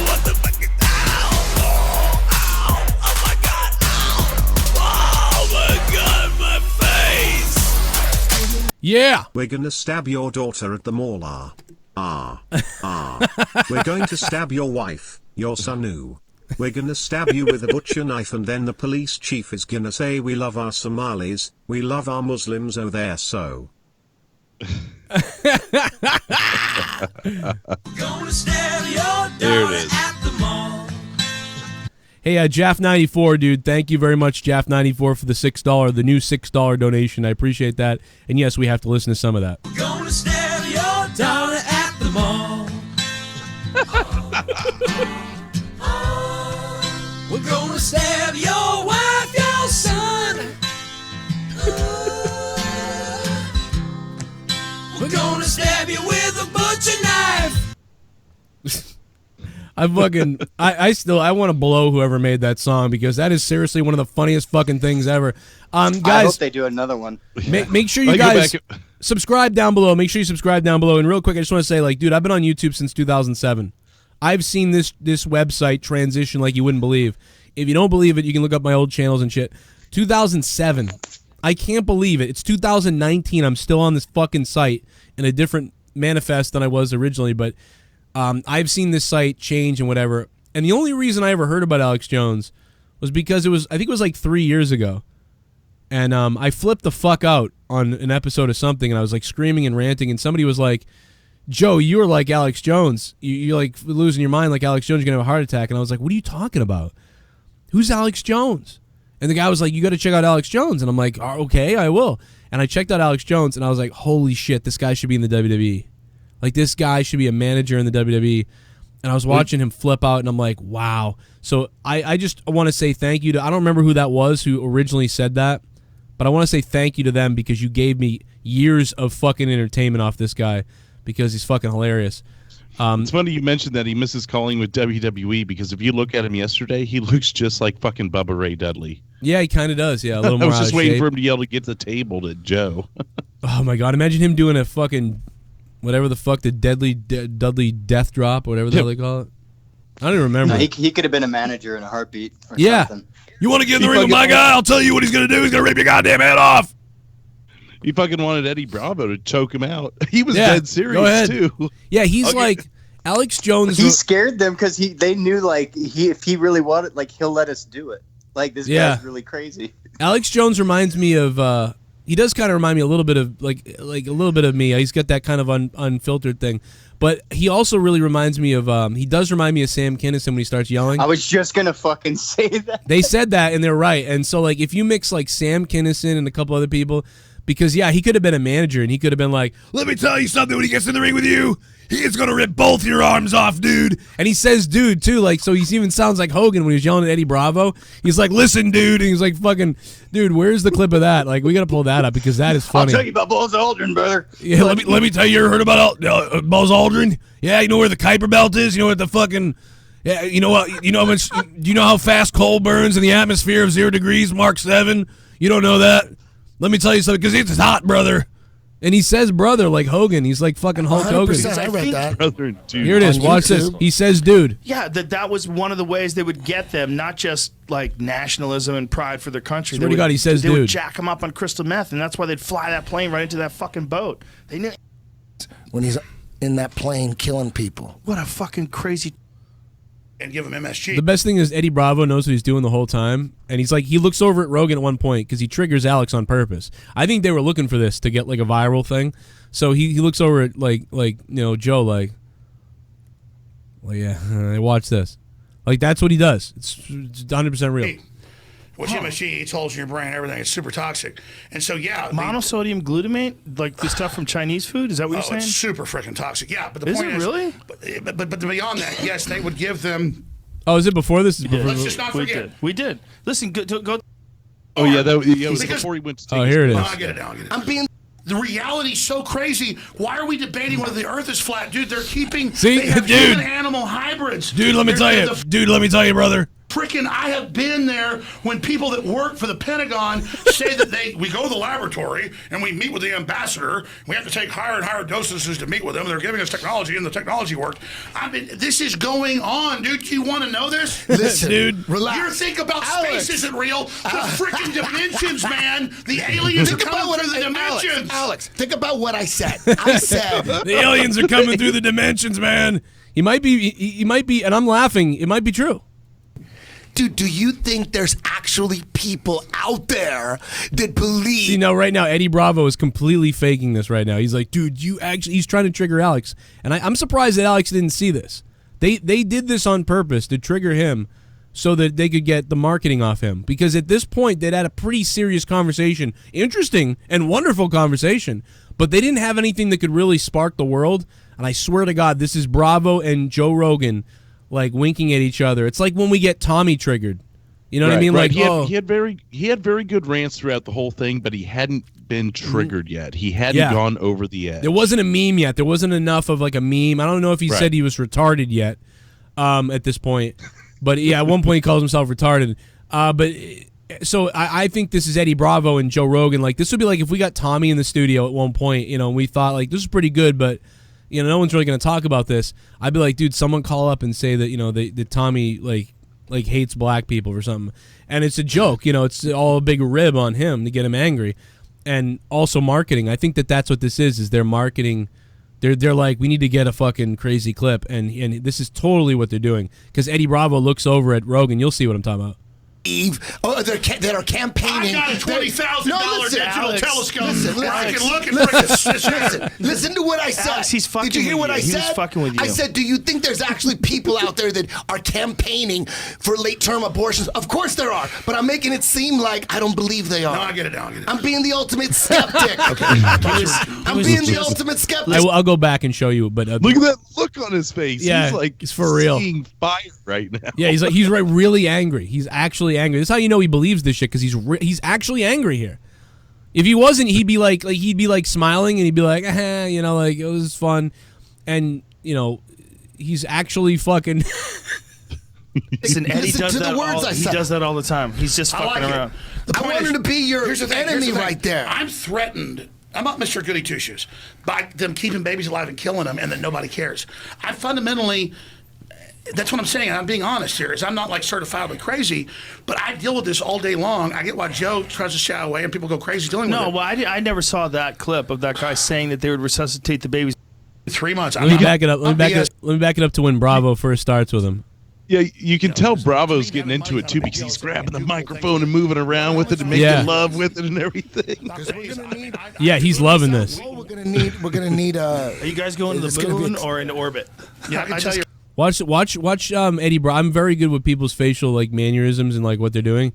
Like, watch Eddie Bravo. It's very subtle. He's so cold and empty faced, but he kind of gives his little like. You'll see what I'm talking about. Right now, you're going to cruise ship. No, this is what I'm gonna do. This is what I'm gonna do. You can go. Alex, this is what I'm gonna do. Okay, you raise the money for a trip to South. No, there's no raise the money. I got the money. Okay, you got the money. Listen, this is the deal. This is the deal. This is the deal. Go pee, man. Are you gonna go pee? No, this You're is the deal. Don't hurt him. Listen, shut up. The plan. You're going to the ice wall. Listen, he's the ambassador for Flat Earth. He's the ambassador. We're praising him. Forget astronauts. The guy that discovers the Flat Earth, the big ice fields. Campaigning for late-term abortions. You think that shit's real? You think that shit's real? See that look? See this look? See that look right there? That look over at Rogan? That's him telling Rogan, like, watch this. That's him saying, like, watch this, Rogan. That's he looked over at Rogan. That's a look on purpose. Like, what? Like that. This is a very telling sign of somebody. It was just 2 hours, 5 minutes, 1 second. So let me just go back a little bit. Like, this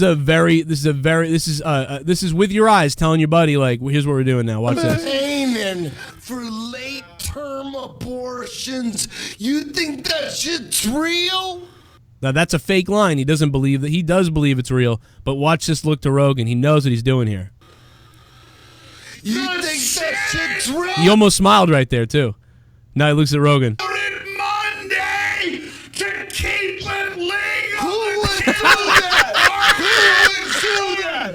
Who would campaign for? That's the most. Fucking did it, That is the Bravo. craziest fucking admit they're fucking killing already born kids. So you're telling me it isn't real when they had a fucking vote in the goddamn fucking Senate? That's a conspiracy theory.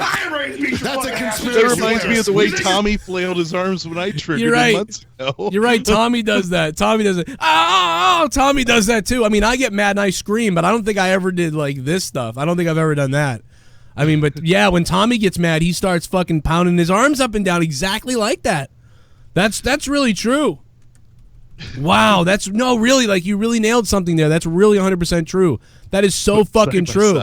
Like I'm looking up Tommy's flip outs and my flip outs to compare them. But yeah, Tommy really does. He flips the fuck out like with his arms. I do use hand mannerisms, but I never I don't think I've ever done like up and down like a fucking gorilla. Like that's what Alex Jones did. No, I do shit like this. Any fucking sense. You can use it. I'm using it. Hey, I'm some random person over here. You can't use it. YouTube flagged. Fuck. What the fuck? Fuck. I mean, like, but Tommy, I'm still looking up Tommy's. I'm trying to find Tommy's like fucking wig out where he just freaks the fuck out and loses his mind. Because yeah, we've got Tommy. God, so many times, but I just don't know the timestamps of when he freaked out. Jesse, what was your like favorite moment of this podcast when freaked out?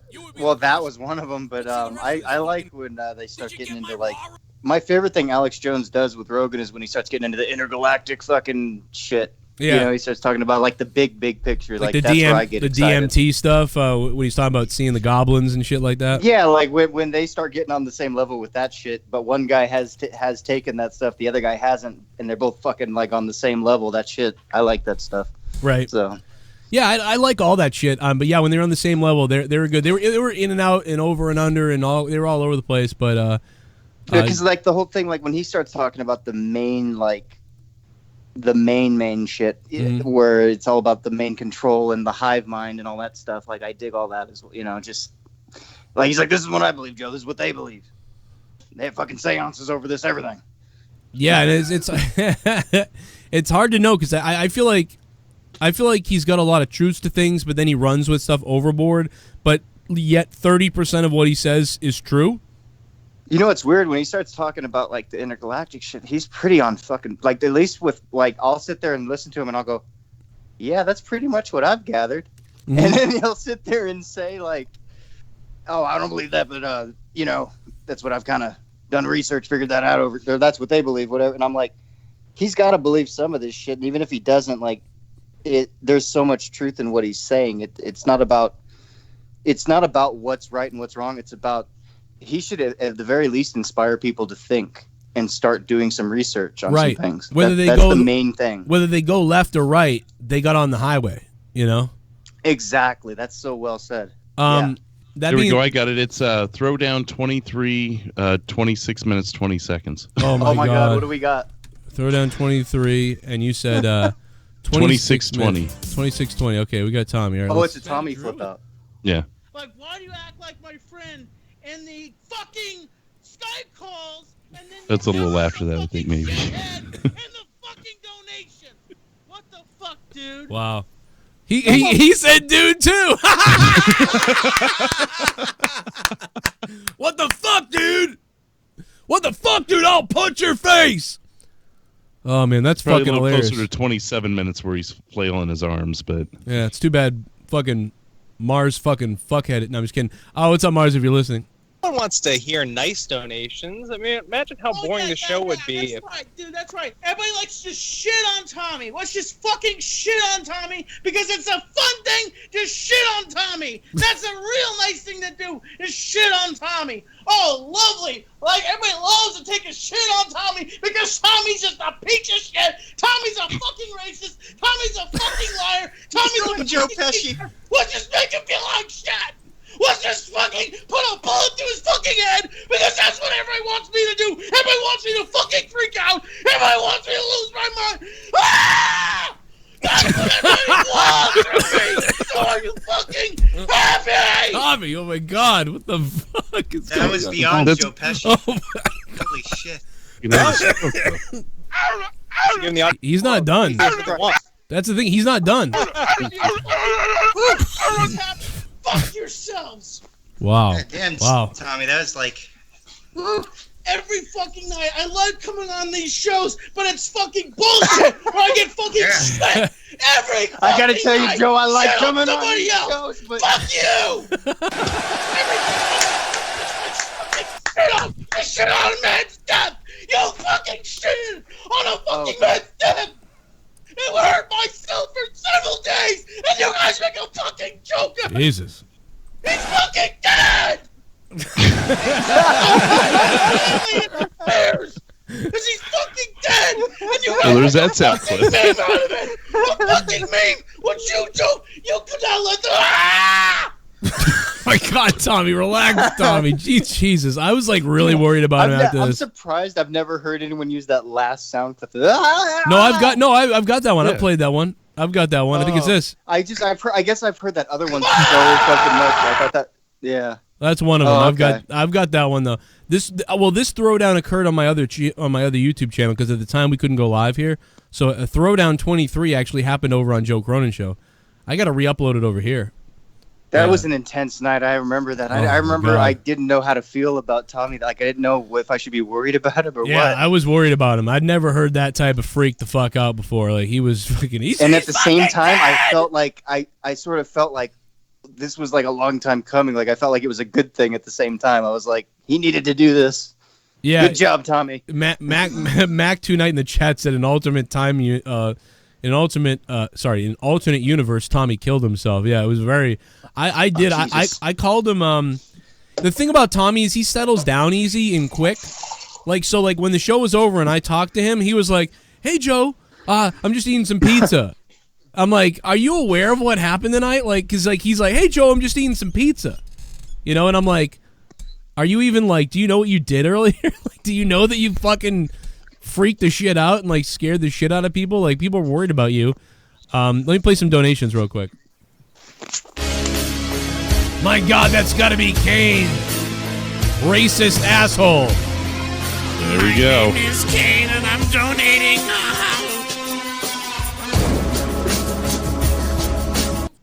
What do you call an elevator filled with white people? A box of crackers. Oh my God, he made a white joke. Why can't two Asians have a white baby? Because two Wongs don't make a white. Why are all angels white? Cause if they were black, they'd be called bats.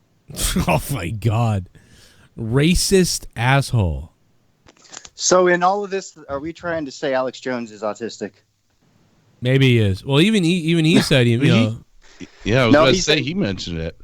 Well, no, they're not the same thing. Damn it. No, I don't think he is, but he's zoned in, man. Dude, he's got. when I heard Tommy say "dude," I fucking lost it because I thought of Alex. What I pictured in my head was Alex Jones flapping his arms, and I hear Tommy screaming, doing his thing. I'm like, oh God, that's a clip made in heaven. Those two. Yeah, see, for some reason, that episode, I remember Tommy flailing his arms more. I guess I didn't remember that right. Here we go. But he does it, like, if you just remember all the times he slipped out, he just does, though. Yeah, he does do it. I've seen it. Just going to find the clip. Yo from L.A. What's up, E.T. Benzer? What's up? How you doing? Shout out to L.A. How you doing, man? Hey, my ex-girlfriend's out there in L.A. Can you throw her off a bridge for me? I'm just kidding. I don't know. They're more likely a building. Yeah, you're right, building. No, I don't really care. Something else I want to say about the early part of that podcast. Overpass, maybe.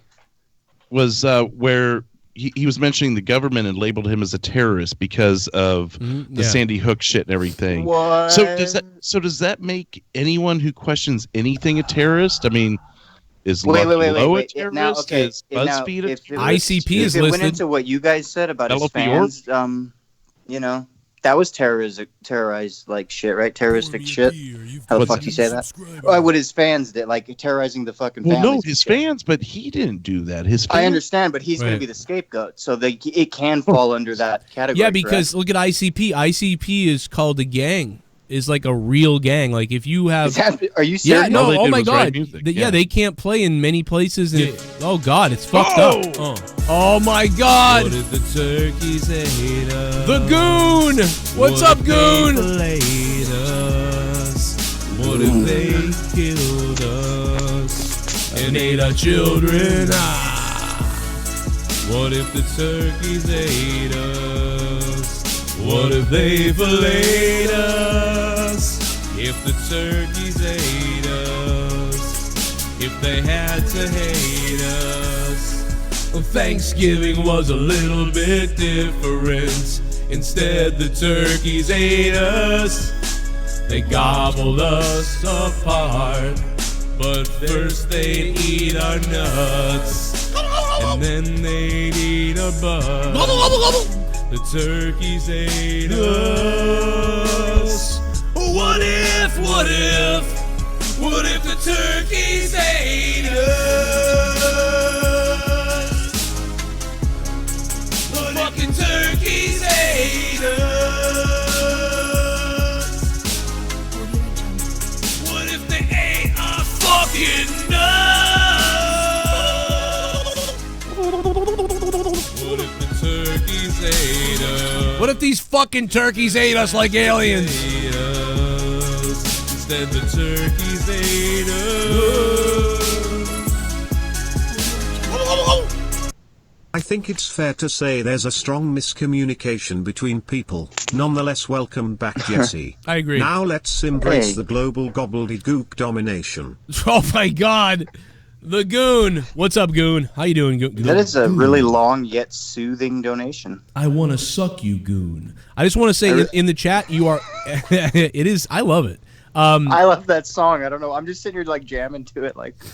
Yeah, that's a long song, dude. That's a long one. It's $29 though. But listen, if you're in the chat and you don't like Alex Jones, that's totally cool, man. You can love him, hate him. You can love what we do, hate some things. Like, everybody's opinions are 100% welcome.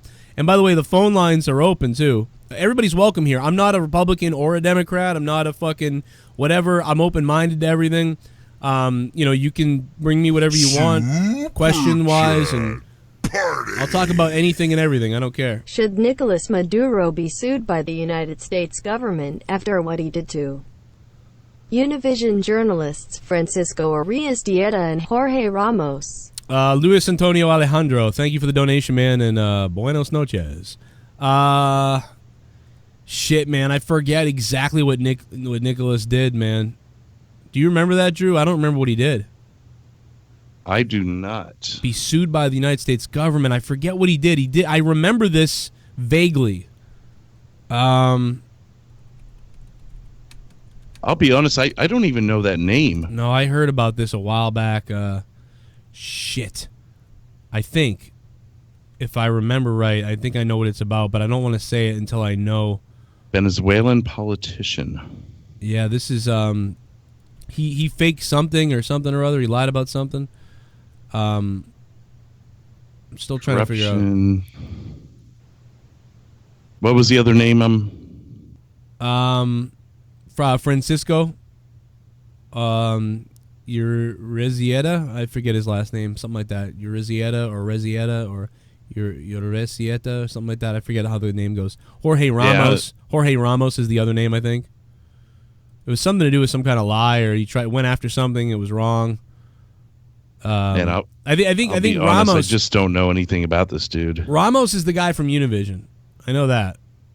Ramos is the guy from Univision. I just don't remember. I don't know what he really did. He plays with Donald Trump in the United States while in Venezuela interviewing Nicolas Maduro.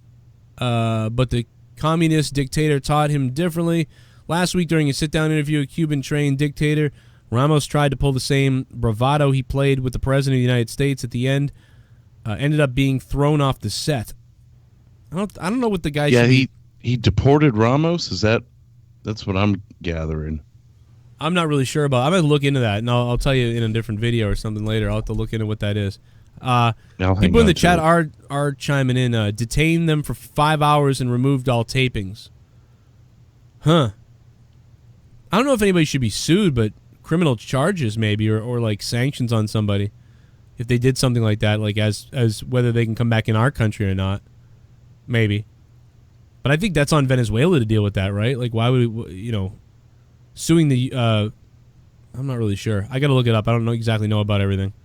I'm sure Drew will read about it and tell me later, or like Jake DeMarco will, or somebody will, or I'll read it if I have to. I'm saving it. Ramos is fake news. Jay Smith.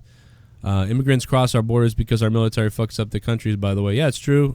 We fuck up people's shit, and if we left people alone and let them grow, no matter what, whether they hate us, love us, whatever, we might be a lot better off. I'll tell you that.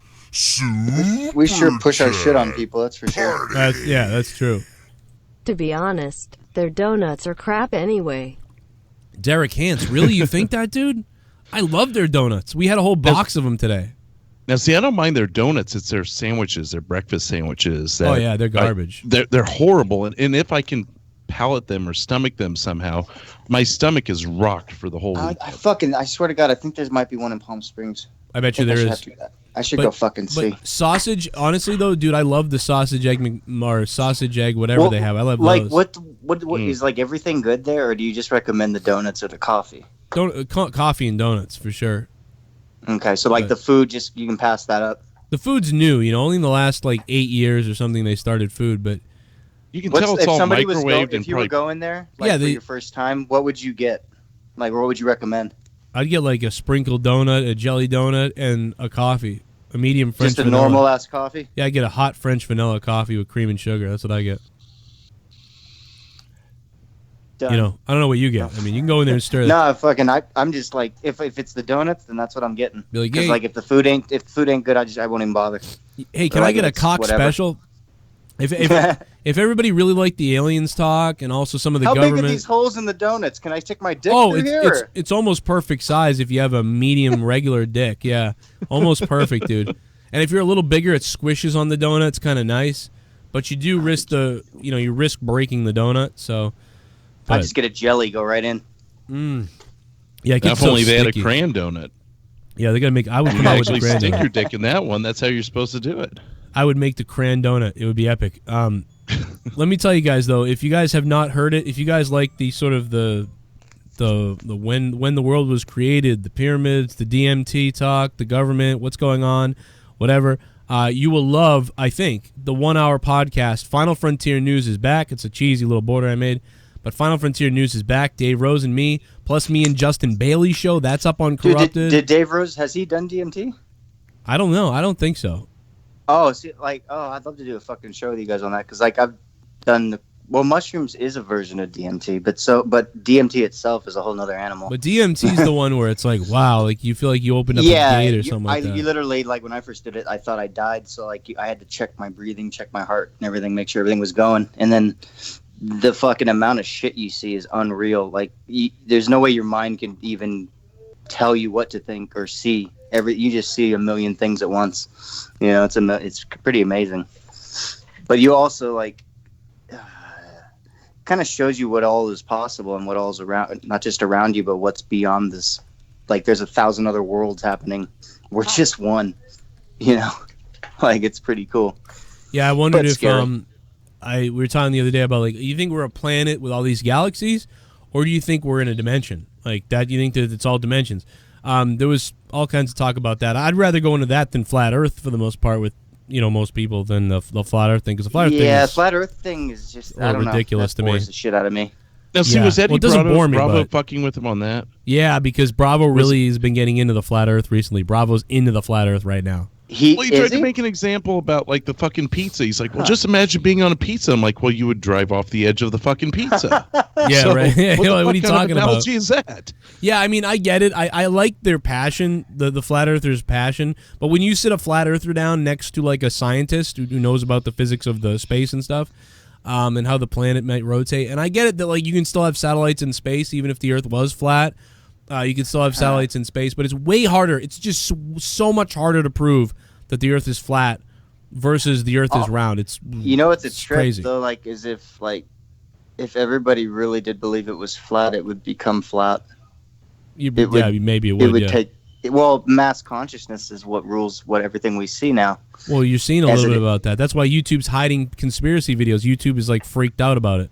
Oh yeah, because if it starts to change mass thought, then it doesn't go as planned. So. But we probably talked about this too long as it is. Yeah, well, it's probably. Shut the fuck down. I can tell you the last 3 weeks on this channel, we had people coming in from all outside viewers coming in. We had 12,000 viewers, not at a time, but throughout the 4-hour, 2-hour Throwdown. Like Throwdown was always supposed to be a 1-hour show. It's over, but like it's been picking up so much steam. Like even right now, we were at 400 something views earlier. the most views we've ever had. Plus, you know, it's almost doing as well as my other shows on the other main channel, which is crazy. But a lot of it was like people coming in from random new people. We were trending a little bit on YouTube. Not tonight. First show in 4 weeks that we're not really popping up anywhere. And I guarantee it's because Alex Jones is in the title. I almost 100%. Yeah, he's the first name in the title too. Yeah, if this was like H3 and Bill Burr again, we'd have like, dude, I'm curious. 8,000 people. If you would have put Joe Rogan first and then Alex Jones later in the title, I wonder if that would have changed something. Or even if I just put like Joe Rogan, you know, the truth of Joe Rogan show and podcast, you know, something like that, it would have done better because they're probably censoring his name everywhere because they're like, oh my god, this show is fucking blown up. So like a minute ago when we clicked on this video when I was first watching this. By the way, oh my god, dude! I paused it on the greatest image of Alex Jones ever. Look at this picture of him yelling at Eddie Bravo. Look at this. Don't you dare! Devon, get the tables. Yeah. Dude, let me tell you, dude. Let me tell you about Buzz Aldrin, brother. He could be the new Hulk Hogan. He could be like the anti-Hulk Hogan. All right, so like it had 4 million views, 4,196,000 views, and it had 167,000 likes. That was when we started this. But now, if I go ahead, let's go ahead and refresh it, and let's see what has changed in the last, literally the last a day and a half, right? 30 minutes. No, This is 30 minutes. I mean since it aired, sorry. Yeah, look at the last 30 minutes. So check it out. Who would do that? Who would do? Already 100,000 more views. No shit. 100,000 more views. Something I wanted to point out, I went and looked it up. He did have some videos that were like 19 million, 11 million, but they were from a couple years ago. Right. That's what I mean. Yeah, they've picked up steam over some time. Who were those with? Do you remember by chance? Do I still have it up? Yeah, I do actually. It's right here. Elon Musk, 19 million. Okay. Ben Shapiro, but that's the only really recent one. Ben Shapiro, 11 million. Neil deGrasse Tyson, 9.5. Those are great episodes. But those have also sat there for years collecting more and more views. That Elon Musk, that's new, isn't it? That's new. Right, yeah, that's new. That one is. But with that exception, everything else. How many did Musk get? Because Musk was huge. That like went everywhere. You got to see, oh my God, you got to see Elon Musk smoke weed. He's smoking weed. Oh my God, he's smoking weed. He didn't even fucking inhale. Yeah. 19 million. Wow. But the watch time has got to be like fucking horrendous. Right? Yeah. Yeah. Because all you got to do is watch the JRE clips to get the meat of it, usually. I wonder if Elon Musk is put in there, because originally I think they said he was like a game developer. Did you hear this? He was originally a game developer. I think Elon Musk is like... You're saying he's just a face? Yeah, I think he's almost inserted into all this. They let him play on this playground to sort of like get you excited about like, space and all these things. Like, do you think he faked that shit with his car floating in space? It doesn't look real to me. Like, I just don't... It doesn't... I mean... In HD, we're getting this feed from space, like the car. Like, at first I was like, "Wow, this is so awesome," but now I'm just like, "Dude, this is bullshit." I think it's all a fucking magic trick. I think, to get hyped to sell shit, because that's what he does. He's like a salesman. But then he did pimp his own shit like 3 times in the first 2 hours. Yeah, and I mean, he's drilled that thing under the ground in California. Like, it's just all this weird shit. So weird. Like, other people, I feel like wouldn't get away with this. Hey, we talked about him earlier, but now he's on the phone. Tommy NC, what's up? Hey. I'm up, man. I just came back from a comedy show, Randy's Cheeseburger Party, and had a great time, man. Wait a minute. Back up. Randy's Cheeseburger Party? Did you say Randy's Cheeseburger Party? He's a guy from Trailer Park Boys. If you've ever watched the show Trailer Park Boys, he's a guy with no shirt, and he's like... he works with the no, but I mean, but you saw, so he was live, like he was doing a show, right? He's doing it. Yeah, he was in Nashville. I paid for tickets to go, me and Hamza to go, and we had a great time. Tommy, I love how you had to say like I paid for the tickets. I know, to go. I was gonna say Hamza, you cheap fuck. Because you had to make it known that you paid for it. That's a. Did you pay for Denny's too? So how was it? Was he funny? Did the people like it? Did anybody... He was a hoot. He was a hoot, and I actually got to get on stage at one point with him. And Hamza shot. Hamza shot the footage with his phone. I shot it with a vlogging camera, but my camera's been malfunctioning for some reason, and it like zoomed in like really close, and I was like, I wanted to smack myself because it's like once in a lifetime opportunity that I get to meet this guy. So luckily Hamza was filming from the audience, right? And you could see me up on stage, and I got to show we did this whole belly measuring contest. I pulled out my belly on stage, my stomach, and they measured my stomach. Oh yeah. I get the footage from Hamza. I'll upload it individually onto YouTube as a clip. Oh, we've got to get that footages. Yeah, we gotta get that footages. How many women were screaming on their way out the door? There was quite a few screaming for him. Like there's a lot of these people that are fans of these guys. Oh my God. They throw them all over him. So how many? Like when you were up there, Tommy, were they going crazy? Were they digging it? How many people got to go up on stage? There was like 5 guys with me that came up on the stage with me. They were big guys, at least 5 or 6. Sounds sexual here. That's weird, man. No, it sounds good, but why? What started the belly rubbing contest or whatever you said? Yeah. Because Randy's got a big belly.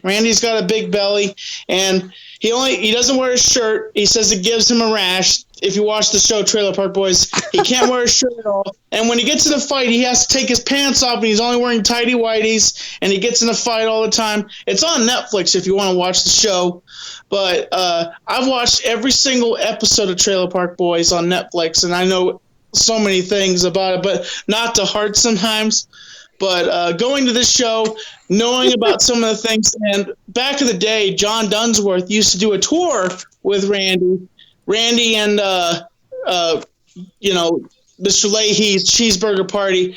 And when John Dunsworth passed away, he continued on doing it, but called it Randy's Cheeseburger Party. And he gave a sweet dedication to John Dunsworth and Mr. Leahy, the character, and it was so beautiful just to hear what he had to say about the man. So how many cheeseburgers did they hand out tonight? They handed out quite a few. I didn't get a cheeseburger, unfortunately. Here's the funny thing. My joke. You're like dying to get a cheeseburger. They had a list that they were passing around. They had this one guy that completely just stripped off his shirt because he won the contest to be like the trailer park supervisor, the side guy, like it would assist him, the assistant to the regional manager. If you ever watched The Office, it's a joke. LOL. Hey Tommy, let me bring you into our world a little bit here.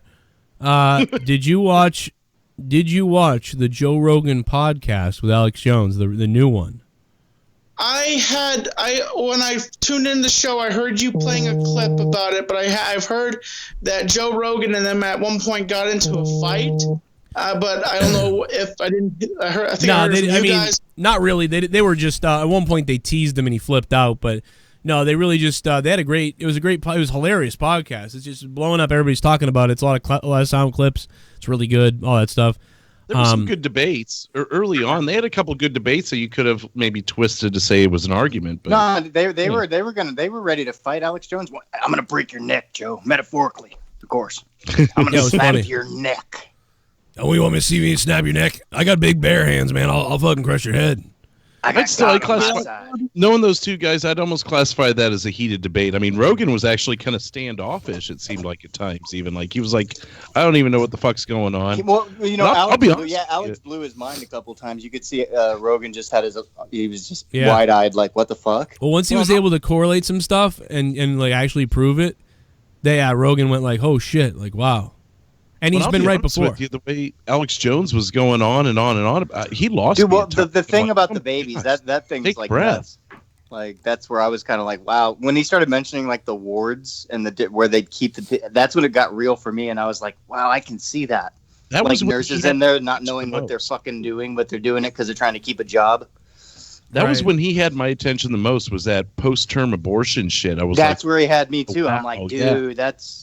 That seemed legit to me. I mean, the way he presented it. But I'll tell you what, this is this is a guy who has not been on YouTube, not had a good solid platform in 6-8 months. Yeah. To say what he's got to say, and he just had the biggest fucking orgasm for 4 hours. It was like unkinking a hose, you know? Yeah, because like everything's gone, man. He doesn't even have iTunes. He can't even put a podcast out on iTunes anymore. You know, and he's being sued, and he has no Twitter. He can't even have a Vimeo. He never had a Vimeo. But he can't have a Vimeo. Like, what the fuck? He's never broke their terms, really, because he wasn't on there. So, we got a donation coming in. Oh, Al Pace, thanks for subbing, man. I'm going to let the donations run because we're behind. Good God, look out BuzzFeed and all those mystery shows you're running. You guys might be next. I know. know? Yeah, look out. I'm waiting for them to come after me. It seems like a lot of people have hate boners out for this guy. Yeah, it's true. Yeah, they do. They don't. People really, they got mad at me for even sharing some of the stuff about this. People were like, well, Joe, you know, you're a fuck. Hey, Brandon Lutz, thanks for subbing to the channel, man. Well, I was telling Joe earlier today, man, the media really worked this guy over. They worked him good. Yeah. Got what they wanted out of him. Well, got rid of him. Oh, my God. What tonight? Just call me Luke. What was great, especially when Roman Reigns went crazy and pulled out his penis. I like Roman Reigns' penis. If only that would happen. My name is Squire Fat.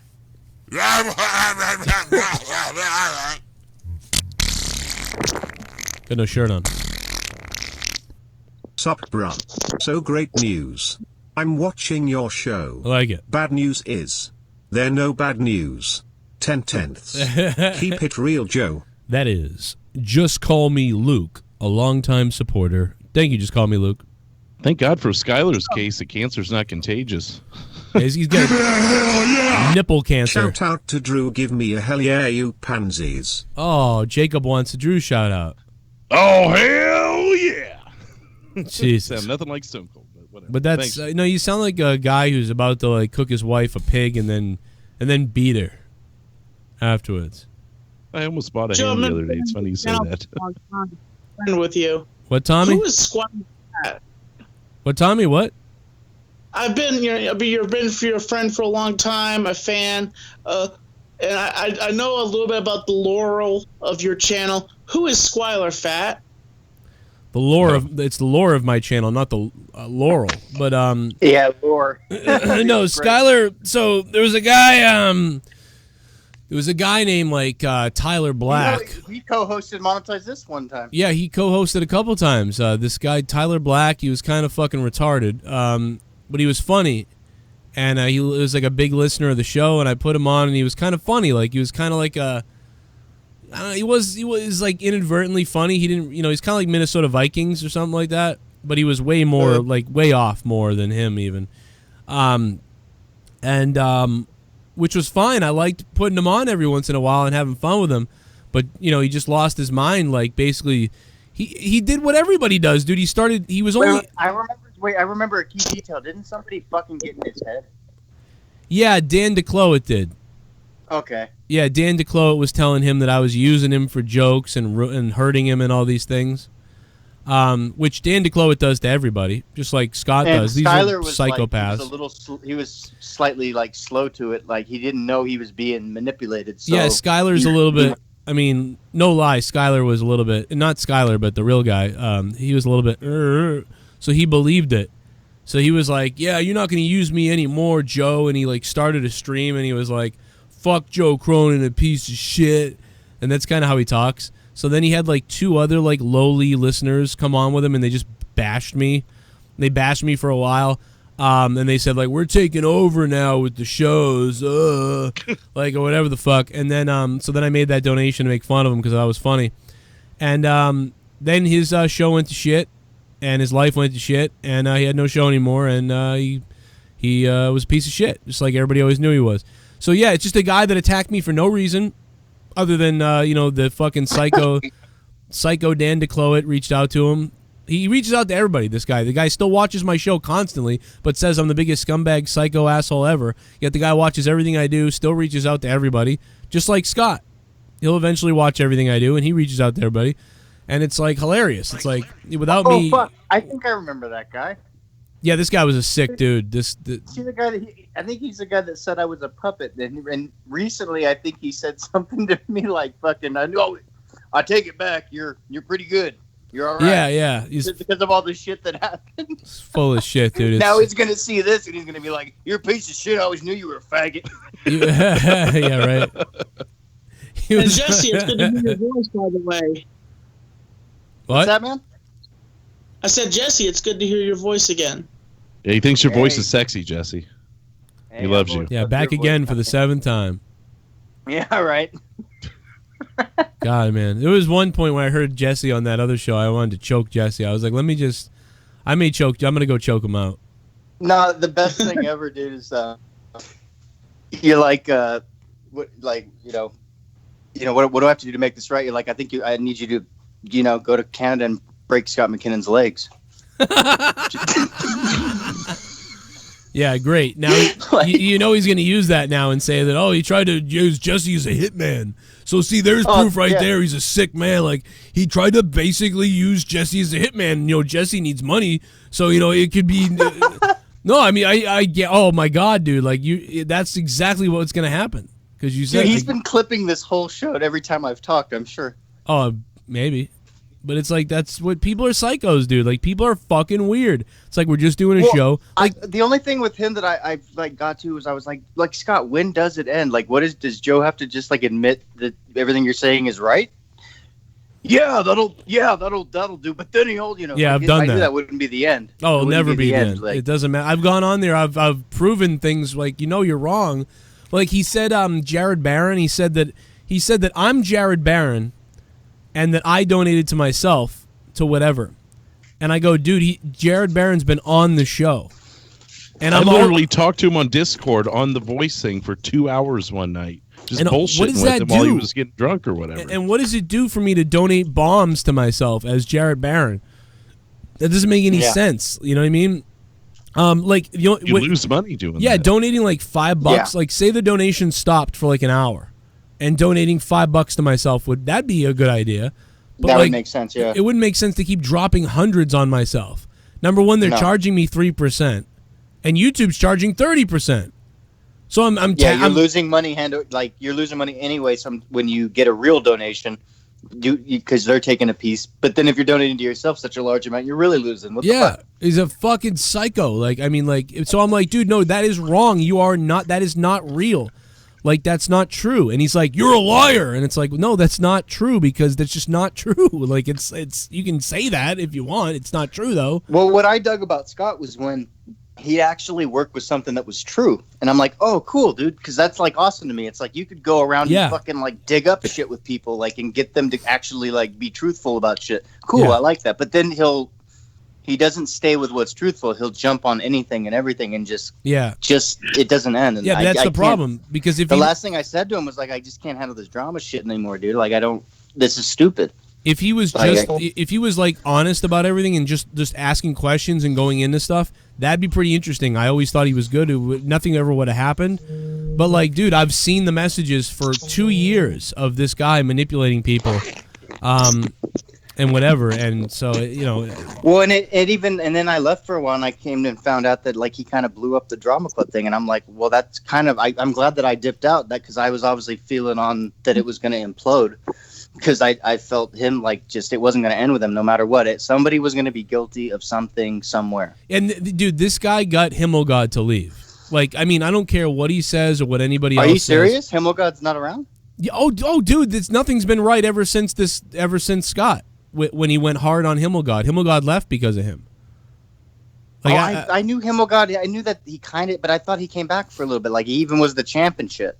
He did, but he was kind of sketched out. That was before everything. Yeah, Himmelgod was sketched out, dude. That was after. He was sketched out. I kind of was watching, and then I thought he was the champ for a bit. Then I dipped out. Nobody would ever support this guy ever, and he would always attack all the donators all the time. He would attack donators. So if somebody gave me money and kept donating too much, he would go out reaching out to them why do you do this for Joe? Because he kind of does this and that and try to get in their heads. He did this with everybody. Everybody told me. Donators told me. And even Himmel was like, I don't know. And even right now, dude, like nothing is right. Dude, Himmelgod's not even a patron anymore. I haven't heard from him. I don't know. He's still on Ken's patron and other people's patrons. He's not on mine. And I don't even talk to Scott. I don't talk to him at all. I don't talk to Young Republican. It said Scott probably harassed him. Probably. I mean, dude, I don't even have Young Republican on. Other people do, and he's still friends with all of them, and he's not with me anymore. And that's weird, man. He's a huge donator. He's gone, and it's because of Scott. And it's like, and Scott can say, no, it's not me, and all this stuff all he wants. But it's like, no, dude, you caused this. Like, we were having fun, having a good time. I tried to tell Scott that he caused you and me falling out to begin. Like, for the most, like, obviously, like, we all had parts in it, and you did too. You were letting him get to you. That's what caused you and I to kind of do our. But the reason you let it get to you is because he was fucking hounding you like crazy over stupid shit. It's like you couldn't just do your show and live your life and get your house and do your stuff. He had to make it extra hard for you. He wanted you to lose your biggest donator, all this shit. And it's like he didn't get that he was a major part of that. What's up, Tommy? Weird thing about this whole thing with McKinnon is like if you vision it out like this, it's like he basically if he I know this would never happen. If he sat down with your kids, he would be like wanting to take the food out of their mouth and be like, "You're not going to eat because your dad's a liar and you need to starve because the fact is that I'm going to prove that he's a liar and that you don't need to eat because I'm going to make you starve." And that's basically he's taking the food. That's what I see it. That's why I'll never have him. I'll never like him again. Like right as I get a house, right as I'm getting the house, these bills are insane. Like I don't know what's going to happen these first few months, and right as that's going on, and I'm buying this, and I'm out of money because I spent it on all the taxes, the house. I owe taxes. I owe fucking dude. I'm going to owe another $40,000 this year. I don't even know if I can offer the government like, can I pay $500 a month towards $40,000? I don't know. Just so you know, yeah, you can. You can do stuff. So thank God, because otherwise I don't know what the fuck. But you have to like put in the work. Like you have to like contact them and tell them like this. You have to. Yeah, you can. You can make deals. All right. Well, as long as they're not going to. They just want their money. Yeah, I mean they'll get it. I mean I would think. Hopefully.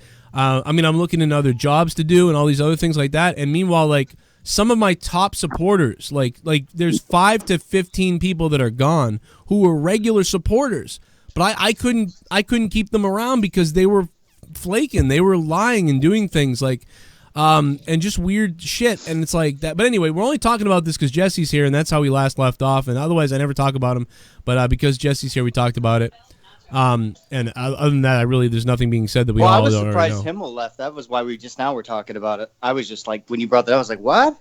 But yeah, he wanted that to happen. I saw when I left, after I left, I mean, like, because I got the belt and then I dropped it, whatever. He had the belt. Yeah, he wanted that to happen. He wanted and then after he won the belt, he split or what? Like I mean, he still came in on Monetize This and said hi and all these things, but I know there's something's not right with him. Like something's not right. It's just like an underlying thing. Yeah, because he hadn't really done anything. And listen, by the way, I think one of the reasons why he kind of like steps away too is because like sometimes he just wants to come in and hang out and be cool, but it's like everybody expects like, oh, you're gonna do a bomb or you're gonna. And that's it's like, true, dude. It's like, dude, what is this guy supposed to give money for the rest of his life? No, he's not doing it anymore. I mean, he's a fucking fan at the end of the day. Yeah, so that could be it too. It could just be that. I mean, all right, he did it. He had fun for like a year. He supported the shit out of the show. Nobody will ever support like he did, and so now he just. I just want to relax and watch the show. What am I supposed to give my life to the show? Every time he's in the chat, people are like, hey, you're gonna drop a bomb. You're gonna drop a bomb. That would piss me off too. I'd be like, oh, what the fuck? What, I got to give more money to be cool? Like, can I just hang out in the chat? So I get that. I don't get why he left Patreon, but that's another story. Like, I think something's going on there, and who knows what it is. But whatever, it's over with. I just love the guy for what he did. I love him so much. I just hope he watches and he doesn't get harassed. And it's like, it's just fucking sad that somebody would go out of their way to harass somebody who supports. It's like, dude, it'd be like, it's the same thing as these SJWs being like, oh, do you know that the guy that you put a commercial on this guy's channel, but this guy says like bad words and shit, so we're gonna complain, and then the sponsors get pulled from somebody? That's essentially what he did. He got my sponsor pulled. My sponsor was a guy who helped fund the show. He harassed them enough to make it sour, so he didn't want to be here. That's what he did. Took away a sponsor essentially. That's what he wanted to do, and 15 other ones too. 15 other ones. Like, and they were major. They were like bigger ones, guys that were like pretty hardcore. So that's just the shit that goes on. Anyway, speaking of sponsors, let's play the. I have to get my Patreon back because I missed the Leah show. Yeah, I'll send you some fucking shit for that. Momo said stab Lady Gaga in the Adam's apple. Oh my God, William Rich. Yeah, I heard about this Momo thing. My kid and I just saw that today. Here's the thing: not a single kid in the United States has died playing Momo. Wait, yeah, and today I saw someone on Facebook. They aren't letting their kid on the internet because of that thing, and I'm like, what's the big fucking deal? Yeah, now I'll be honest. If there's some weird conspiracy with the thing, I'm best to tell my kid to stay away from it. Why did that the one last person... thing I want is my kid to be the one kid. You know, even NBC says. Why did the one kid die? What is the challenge? Well, this was like in fucking Brazil or some weird fucking. Not that Brazil's a weird country, but some, some weird ass country. But none of it happened in the United States, and apparently. It starts out as innocent little thing. Oh fuck, man! Oh, that thing is fucking with my head, dude. Fuck this thing. It's like a chicken with tits. From what I understand, and I don't know a whole hell of a lot about this, but from what I understand is you start getting messages from this fucking cretin of existence right here, and it tells you simple tasks like maybe go out to the mailbox and punch it. Something simple. But then it builds into, okay, now go drive your car and jump out as it's moving. And then it builds into I don't know what the things are. I'm kind of making them up. But it progressively gets worse and worse to the point where I guess the final task puts you at risk of dying. Dude, this thing is freaking me the fuck out. And it threatens you. It threatens you and it says, oh, I know where you live. And if you don't do this, I'm going to come and find you and maybe kill you. I'm just curious. Is there Momo porn? Yeah, I'd like to see some of that. I might jerk off to that. A 12-year-old will jerk off to those tits. Yeah, I would. I would have. That's why the American kids aren't dying. They're jerking off to it. Oh. Well, the actual picture is actually a statue of a woman's head on a bird body, but it's like that's all this is. Is this a statue that somebody her tits took? Too. Wow. We just lose everyone's audio. Yeah, something dropped. I thought I thought Tommy was still talking, and then he wasn't. I thought I cut him off, and then he stopped talking, but I guess he dropped. I think he might have dropped. Yeah, you know what, Tommy?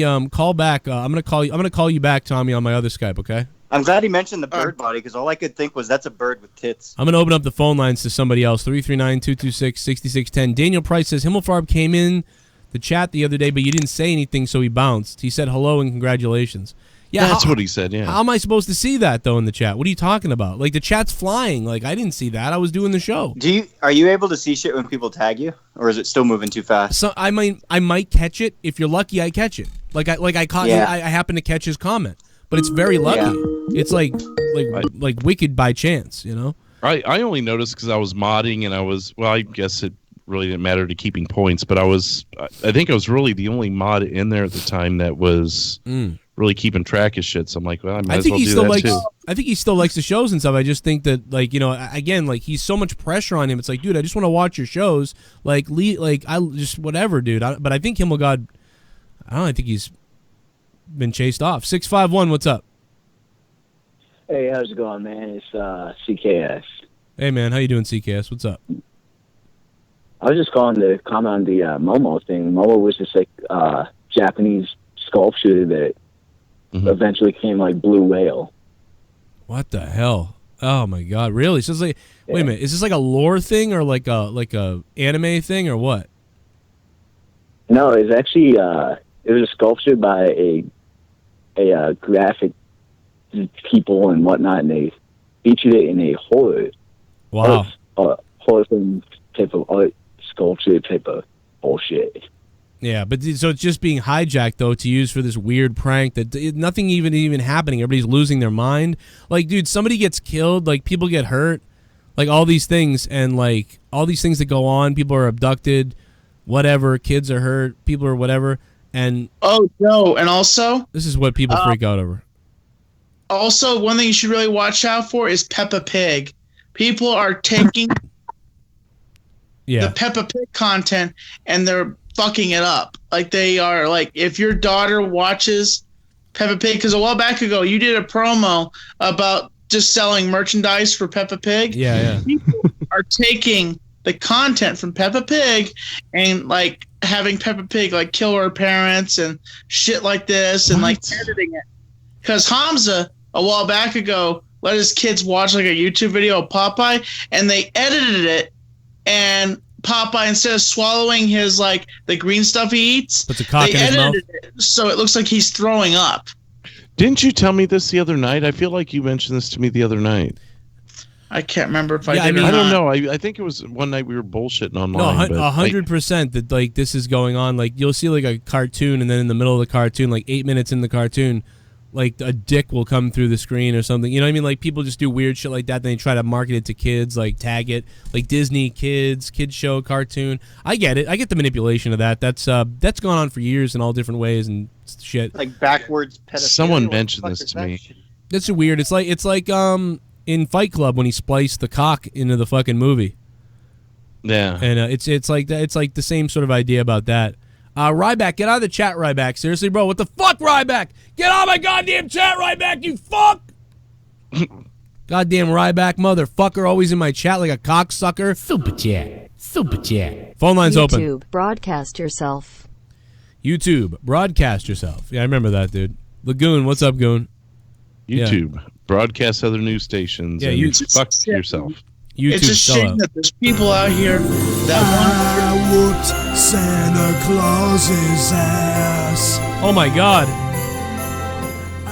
Narb Speckaho.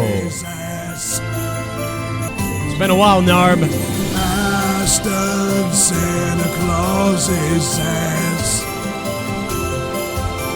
Oh well, yeah.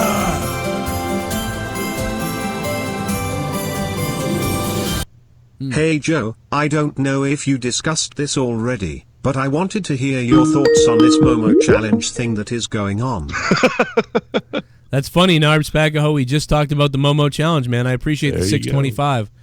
It's not even like it's not really a challenge. It's sort of like a manipulation too, isn't it? Like kind of like a Momo manipulation or whatever you want to say. Like I don't know. It's some. I love how it all trends on one day. Like they want you to focus on this. What else? What's really happening today? Yeah. Hey, Joe. That's a good point. What's actually happening that they're keeping us fucking obsessed? Like, oh, look out for your kids with this shit. I'll tell you, it's kind of a dead-ass fucking news day. There's stupid little stories out there, but nothing that's like going to be a headline fucking YouTube video. But like Rogan and Alex Jones should have made headlines with all this shit, but it didn't because they don't want to say that on Google. Right. I mean, the biggest thing I've seen, and maybe this is because I'm a Cowboys fan, but Jason Witten came out of retirement. I mean, that's the biggest thing I've seen all fucking day. Yeah, and something about the Phillies. You know, I don't know if Alex Jones. The funny thing is, Joe, it reminds me of what you said earlier. Like, I don't know if enough people know who Alex Jones is. I think a lot of people they do now. I think they know Alien now. guy wishes he was TB long before he starts to take the quality of his stream so poor. When will you get a restraining order on him because he is an obsessed schoolgirl? He is jealous because he lives in a box in Canada. Yeah, oh Jesus. That's probably true. Rude cat, dog, cow, I guess. I don't know. I don't know if it's true or not. That you said that. Thank you for the donation though, man. I appreciate it. A young girl killed herself yesterday. Really? Super chat. So a girl did kill herself over this. Poppy confirmed. Tommy Jones in 2010. Oh, thank you, Goon. I appreciate that. For the news that nobody has killed themselves here. What? I mean, I don't see anything about. That's what I heard. Nothing. There was one story that girl cut her hair because of this whole entire thing. It told her to. Nobody's killed themselves. That's not true. I'm Snopes in this thing. Unless they were talking about that other I country. I had thought about like trying to I said if I got like a burner phone and found the number and try to test this theory and see what it would do, but I'm like, yeah, I'm not gonna test that out. Let me check. Hold on. So, unless this is true, I don't know. Democrat Chronicle. I never heard of this site. Looking up Momo porn. That says a girl died or led to a girl's death. I'm fucking. Let's see. It doesn't. I don't see any official site saying it. I'm gonna die if there's fucking Momo porn. Oh God, I would. Yeah. Oh my God, there is. I'd wax it, dude. I mean, you could easily put that head over some girl's body and just go to town. Oh, that's. Oh, okay. I don't think that's the same Momo, but she's hot. Asian chick. You look her up. That's why, man. That's why. Hey, listen.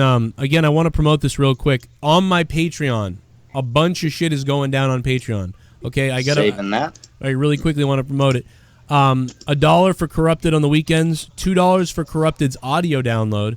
$5 will get you Morning Madness and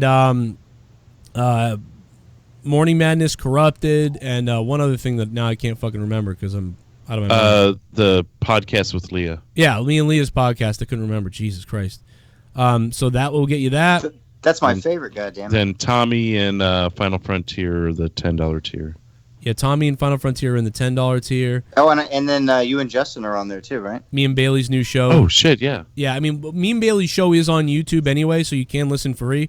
But you can listen in full and an audio download on Patreon. So, guys, Patreon is on fire right now. So much shit is going up on Patreon that it's insane. And me and Dave Rose bringing back Final Frontier. Great 1 hour talk. I think we had an awesome talk. People seem to like it. People liked me and Bailey's show as well. Lot of shit going on over there. It's just so much shit. It's fucking insane. Lots of podcasts to listen to. So there's my plug for that. Enjoy. Alex Jones, get the fuck out of the chat. Yeah, what the fuck, Alex? Seriously, bro. We got more to talk about. Jaggerson, thanks for subbing to the channel, Jaggerson. I'm gonna take more phone calls in a minute too. 339-226-6610. Make room, man. You have a good night, okay, buddy? And you also, guys, okay? All right, Tommy. We'll see you, man. Cheers, Tommy. Also, Drew, you too. Don't want to make you be, I'm not good enough. Well, you said you guys, yeah. Yeah, you said you got, well, I count as two. I mean, Amy Smith, thanks for subbing to the channel, Amy. What's up? I hung up on him anyway. I was like, you know what? Just fucking, just shut up. Shut up, Tommy. Dude, I'm gonna eat a pizza later or something. I don't know why, but all of a sudden I'm starving. I want to slap the fucking black off his face. Oh, God. Hello, Tommy. As a fellow racist like yourself, we will like to join you in denouncing the tar baby race, or as the Americans say, black people. Oh, my God. Tommy, what was that you told me once, that 3 blacks hanging from tree in the south is a Mississippi wind chime? Oh, my God. Wow, the whites support Tommy. What the fuck? Did you get him on 20 seconds longer? I know. Tommy, did you hear that? Oh, he heard this. I guarantee it. Well, you know what we should do is we should call him back and like ask him about that. Comments? Yo, call him back. That was the Mississippi Wind Chime. Oh my God. I'm gonna call him back. I gotta find out about this. I can't believe Tommy would say something so terrible. This is crazy. Why would he say this? And I don't know. Maybe he's a fan of lynching. I don't know. Oh my God, he's probably taking a shit right now. Oh, there he is. Tommy, why would you... Tommy, real quick, I just got to ask you, did you hear about that? Did you hear what that guy donated? What? Well, I mean, he said... let me replay it. Shit bomb! Oh, hang on a minute. The whole Tyler Black situation went down on Out of Nowhere episode 38. Wow. Towards the end, it was one of the funniest things that happened on the channel, with Tyler having 4 viewers. He really thought he was doing something. You should play a bit of it, Joe. Wow, Pussy Lips McGee. I'm going to play that. Pussy Lips McGee, thank you. Pussy Lips, that's awesome. You're clutch, dude. Episode 38. All right, I'm going to play it. No, the whites support Tommy. Tommy, this guy said this. Did you really say this to him? The whites support Tommy, donated $20. He said, hello, Tommy. As a fellow racist like yourself, I'd like to join you in denouncing the tar baby race. No, I've never said anything about denouncing denouncing black people. I've never said anything like this. I did a live stream talking about how I say WWE is racist, and in my opinion, towards have you ever and stuff like that, and just my opinion. And so I've never denounced black people. Have you ever had weird thoughts about maybe like getting them off the planet? No, I've never had a thought about. Are you a fan of wind chimes? You like wind chimes? I don't know I don't know how to answer that question. Is that like a question to see if I'm racist or something? Well, Joe, you didn't finish the thing. The donation? You didn't finish reading it. Yeah, you didn't finish reading it. I'm trying to figure if that's a baited question. Like I'm trying to figure that out. That's baited. Let me. Yeah, I think it might. Maybe it is. I don't know. Because I don't like answering questions. I think they're annoying. Yeah. Well, I mean. I agree. Hold on a second. Let me. Boy, you must have really hated high school then. Yeah. Fuck questions. Yeah, Tommy. I mean, come on. We have to look at your fucking TikTok feed, but you can't answer a question. All right, listen to this. Oh, why? Hello, Tommy. As a fellow racist like yourself, we will like to join you in denouncing the tar baby race, or as the Americans say, black people. Tommy, what was that you told me once that 3 blacks hanging from tree in the South is a Mississippi wind chime? Is it a Mississippi wind chime? I've never said that. I've never told that. I don't know where they got that from, but I have never made a joke about racism or anything like that. So whatever that is, it's one of your trolls just being an idiot. He would have never said Mississippi wind chime. Now, Alabama wind chime, on the other hand, that's still up for question. Here comes another. But he doesn't like questions. Comes another $1 donation audio message. Let's see what this one says. Like Joe says, where's the screenshot of this? Where's the audio clip? Yeah, good point. Tommy, your barber is a dead homo. Oh no! What? That was a dollar donation came in on the bits. These British people are cunts. Yeah, I mean, I don't know what this guy's saying, but I don't know, Tommy. I mean, I agree. I believe you, Tommy.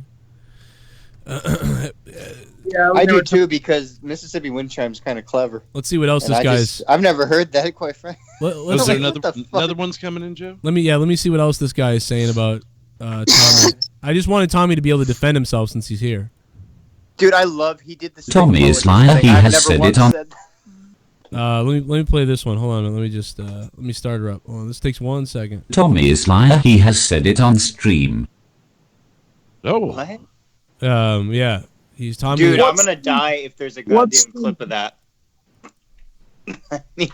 I'm just saying. What, Tommy? Have you ever said anything like that on stream?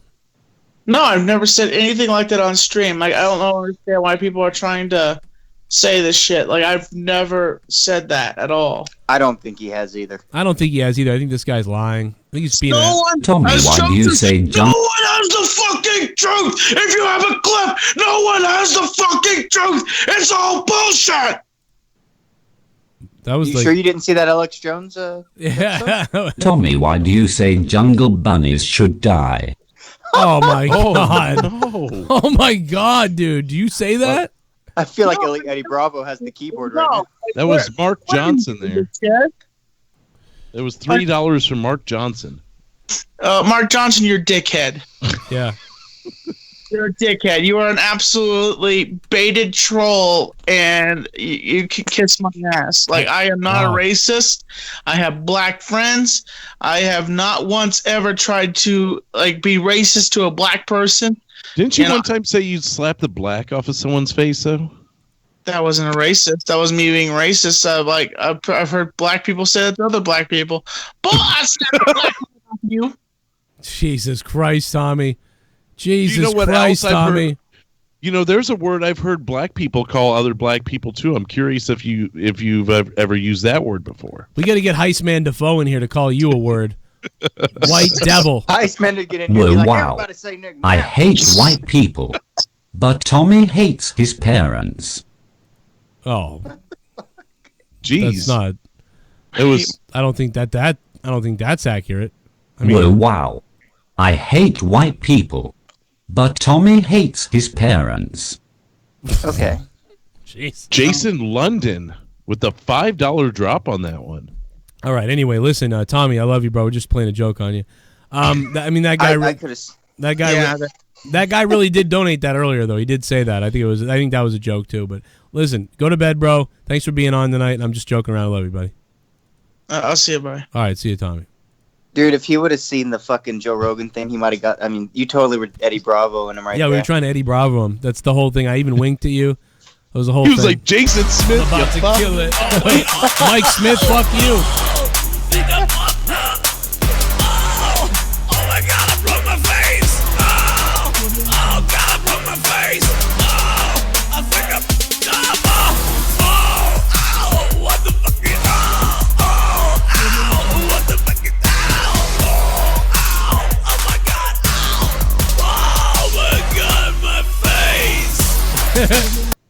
Hey Joe, I'm a long-time listener. I donate cause I love your channel. I'll be donating for a long time, bro. I got your back and it'll be the next. My wife showed me this Momo shit and it freaked me the fuck out and now I scared as fucked. Help. Yeah, dude, that shit really freaked me the fuck out, dude. I was Really in the middle of freaked the me out. sentence. You popped that thing up. I'm like, what the fuck, dude? I'm trying to talk here. Did you get my email then, dude? AEW Wrestling Guy. Thank you for the donation, AEW Wrestling Guy. Did you get my email, dude?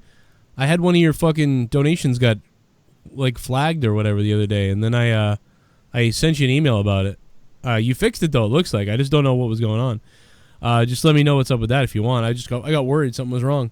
But, no, you're good, man. I love you, dude. Thanks for listening a long time, and all your shit's fucking funny, dude. All that shit, the rant line the other night, that was really funny. But all in all, there's a couple more clips from Rogan and Alex Jones. Yeah, I had that a couple wanna more pull up. things, too. Well, I wish they did get. Imagine they got in a fight though. How funny that would be. Start brawling in the studio. Ooh, Joe and Alex, hold on or a second. What- Bravo, or Triple Anybody. Threat I don't with even three give of a shit. Just anybody. Hey, do you hear this, Jesse? Jeez. Why do you think fraternities have you screw sheep and all this and, give guys blowjobs? That's why I never joined them. Because they want to come and go back. What? What do you think, like, if he would have put all his weight on Joe Rogan, like, just jumped on top of Joe, I think he'd have to at least fucking power out of it. That'd be the best. Like, if he just tried to get a chokehold on Joe. Yeah. You know? Yeah, I mean, I think Joe would beat him, but I mean, it would be funny. Because they're not going to put a chokehold on him, but what are they going to do if he tries to put one on them? Just fucking goes for it. Yeah, because they're just kind of surprised by him, like, whoa. That would be amazing. Like, if he just said, fuck it, I'm going in. Like, fuck He did put his arms around Bravo's neck at one point. Did he? Yeah. Yeah, he got up out of his chair right before he went and took the piss. He got up and he's like, because it was when Bravo was fucking with him. Don't forget about Out to Nowhere 38 for the Tyler Black, the last donation at the end of the show I just saw, and your reaction was priceless. I'm so glad you brought it up because I forgot. I have fucking. I wrote it down and I forgot. So they just kind of told you where it was too, right? Yeah. He told like exactly where it is. I've got full on ADD. I'll forget shit. Like if you don't tell me, I'll move left. I and right. knew it was a while back, man, because that was like I remember. God, that was like early monetized this when he was on there. Did someone timestamp it? Are we allowed to show the co-host on that show? Can JD be shown? Oh God, just bigger and bigger on YouTube. I'm not going to let any type of fame or monetary reasons get to my head because I'm in this because I love wrestling and I hope that shows in everything that I fucking do. If people call me and they want to reach out to me because of my status on YouTube, I'll see right through that because I know who cares about me and I know who doesn't care about me. And if you're one of those people that I think don't care about me, I'm gonna. Jesus, shut the fuck up. / Joe Cronin Show. What's up, Bad Mr. Gary? What's going on, gentlemen? Oh, here we go. Is he mad because we did a Sean's View Frollo's thing? new theme is fucking awesome. Sounds like Queen. He doesn't get it's a I joke. hope he's down in NXT for a good 8. Video. What's up, DJ? Seth eats my cock. So this is Tyler Black now. So he's going live against me. And by the way, we were friends. Dude, look at that! Look at that goddamn picture I had. That was creepy. Like that is creepy. We were friends. Like I'm friends with this guy. He's been on the show now. This is like Mars Mirror all over again. I'm allowing this guy to come on the show. I like him, and I think he's gonna be cool. I'm starting to work his way in, and all of a sudden he just leaves, and then he starts the show talking shit about me. Like it's the same thing. It's very weird. It's like, why would you do this? I was trying to be friends with you. The fuck is going on? I barely know you, and I'm just starting to get to be friends with you. And you use that against me right away? That's so weird. I mean, at least he didn't wait a year to do it. But yeah, so this is what Tyler was doing. After being on the show for about, I'd say about 6 weeks. 6 to 8 weeks, he'd kind of been calling, and I put him on the show, and he started to become a regular caller and type of thing, kind of like Matt the Misfit. And all of a sudden, he just started doing a stream against me, being like, yeah, Joe's a piece of shit. And I'm like, I'm a piece of shit? What are you talking? What? I didn't do anything. I think that's what we're about to see here, but I don't know 100%. You might have already been shit-talking me for a week. Let's see what happens. Still there, Dan? You gotta. Yeah, we got Seth eats my cock. Says, "Hey, fella." Something tells me there's some gold at the end of this. I told my wife we was watching when they was making fun of Sean for you.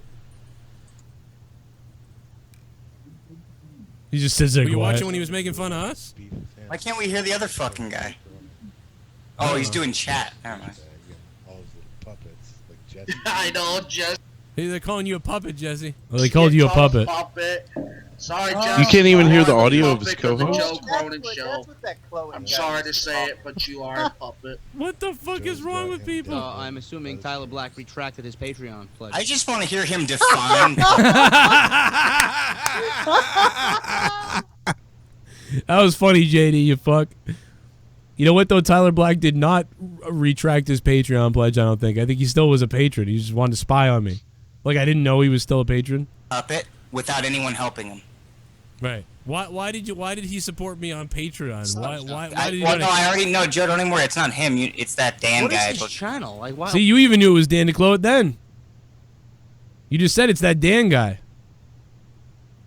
You know that, Jesse? Oh, Jesse muted. His audio might be fucked up. He muted because he's listening. Yeah. Why can't no.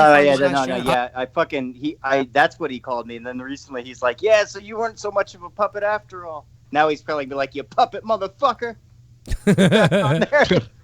I know who. Did he eat it? I know why he supports me. why he donated. Why Tyler Black supported us. Because he wanted to get himself out there. That's why he did it. He was a fucking scumbag. Guy can barely. He says Sean's view is calling in. He's not nothing wrong with him, man. He's all right. So call in the show anytime. He's been pretty respectful overall. I feel so bad for that guy. What the hell is he talking about? Anyway, whatever. Horrible father and all this shit, and I'm like, all I told him was, "You're pretty." Why am I always a horrible father? What is going on? I work fucking 60 hours a week. I just got rid of his ass, but I made sure to. Yeah, this is when I was working like 68 hours a week and shit. Like I'm a horrible father. Like a horrible father. Oh, dude, maybe because work overtime and do a YouTube show. So. You know what was the best was the comments back in the day. Why do you got a crying baby in the background and you're doing a Raw review? Right. Yeah. So I'm in the same room. NBC, you fucks. Is that it? Was that it? I thought it'd be funnier than that. He's all nice to me. But it's like, he's shitting on me. This is what people do. You know what I mean? This is what they want. Leafy fighting with fucking Keemstar. They about that, you fucking faggot. If you're listening, Dan, you fucking cunt. And fuck the San Jose Sharks with your jersey, you cunt.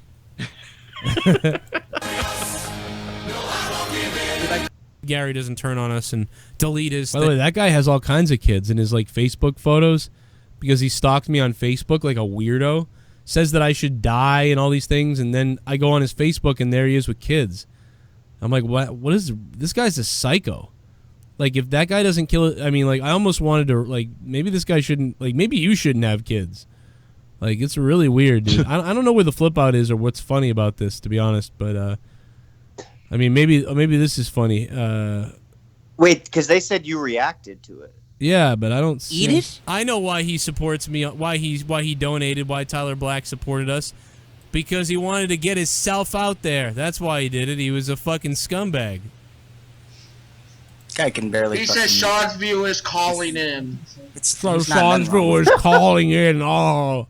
Remember, I feel bad. I feel bad for him, dude, because he really thinks like he's doing something right there, and he's just being manipulated. He's got like 5 listeners, and he's like, oh, "I did the right thing against Joe." Dude, I feel really bad saying this, but dude, I gotta tell you this: his wife is blind, and like he's like, and they had a baby together. I feel really this is really bad. I shouldn't say this, but like there was like a photo of him on his Skype. The photo on Skype was him, and his wife is like looking at the wall because she can't see.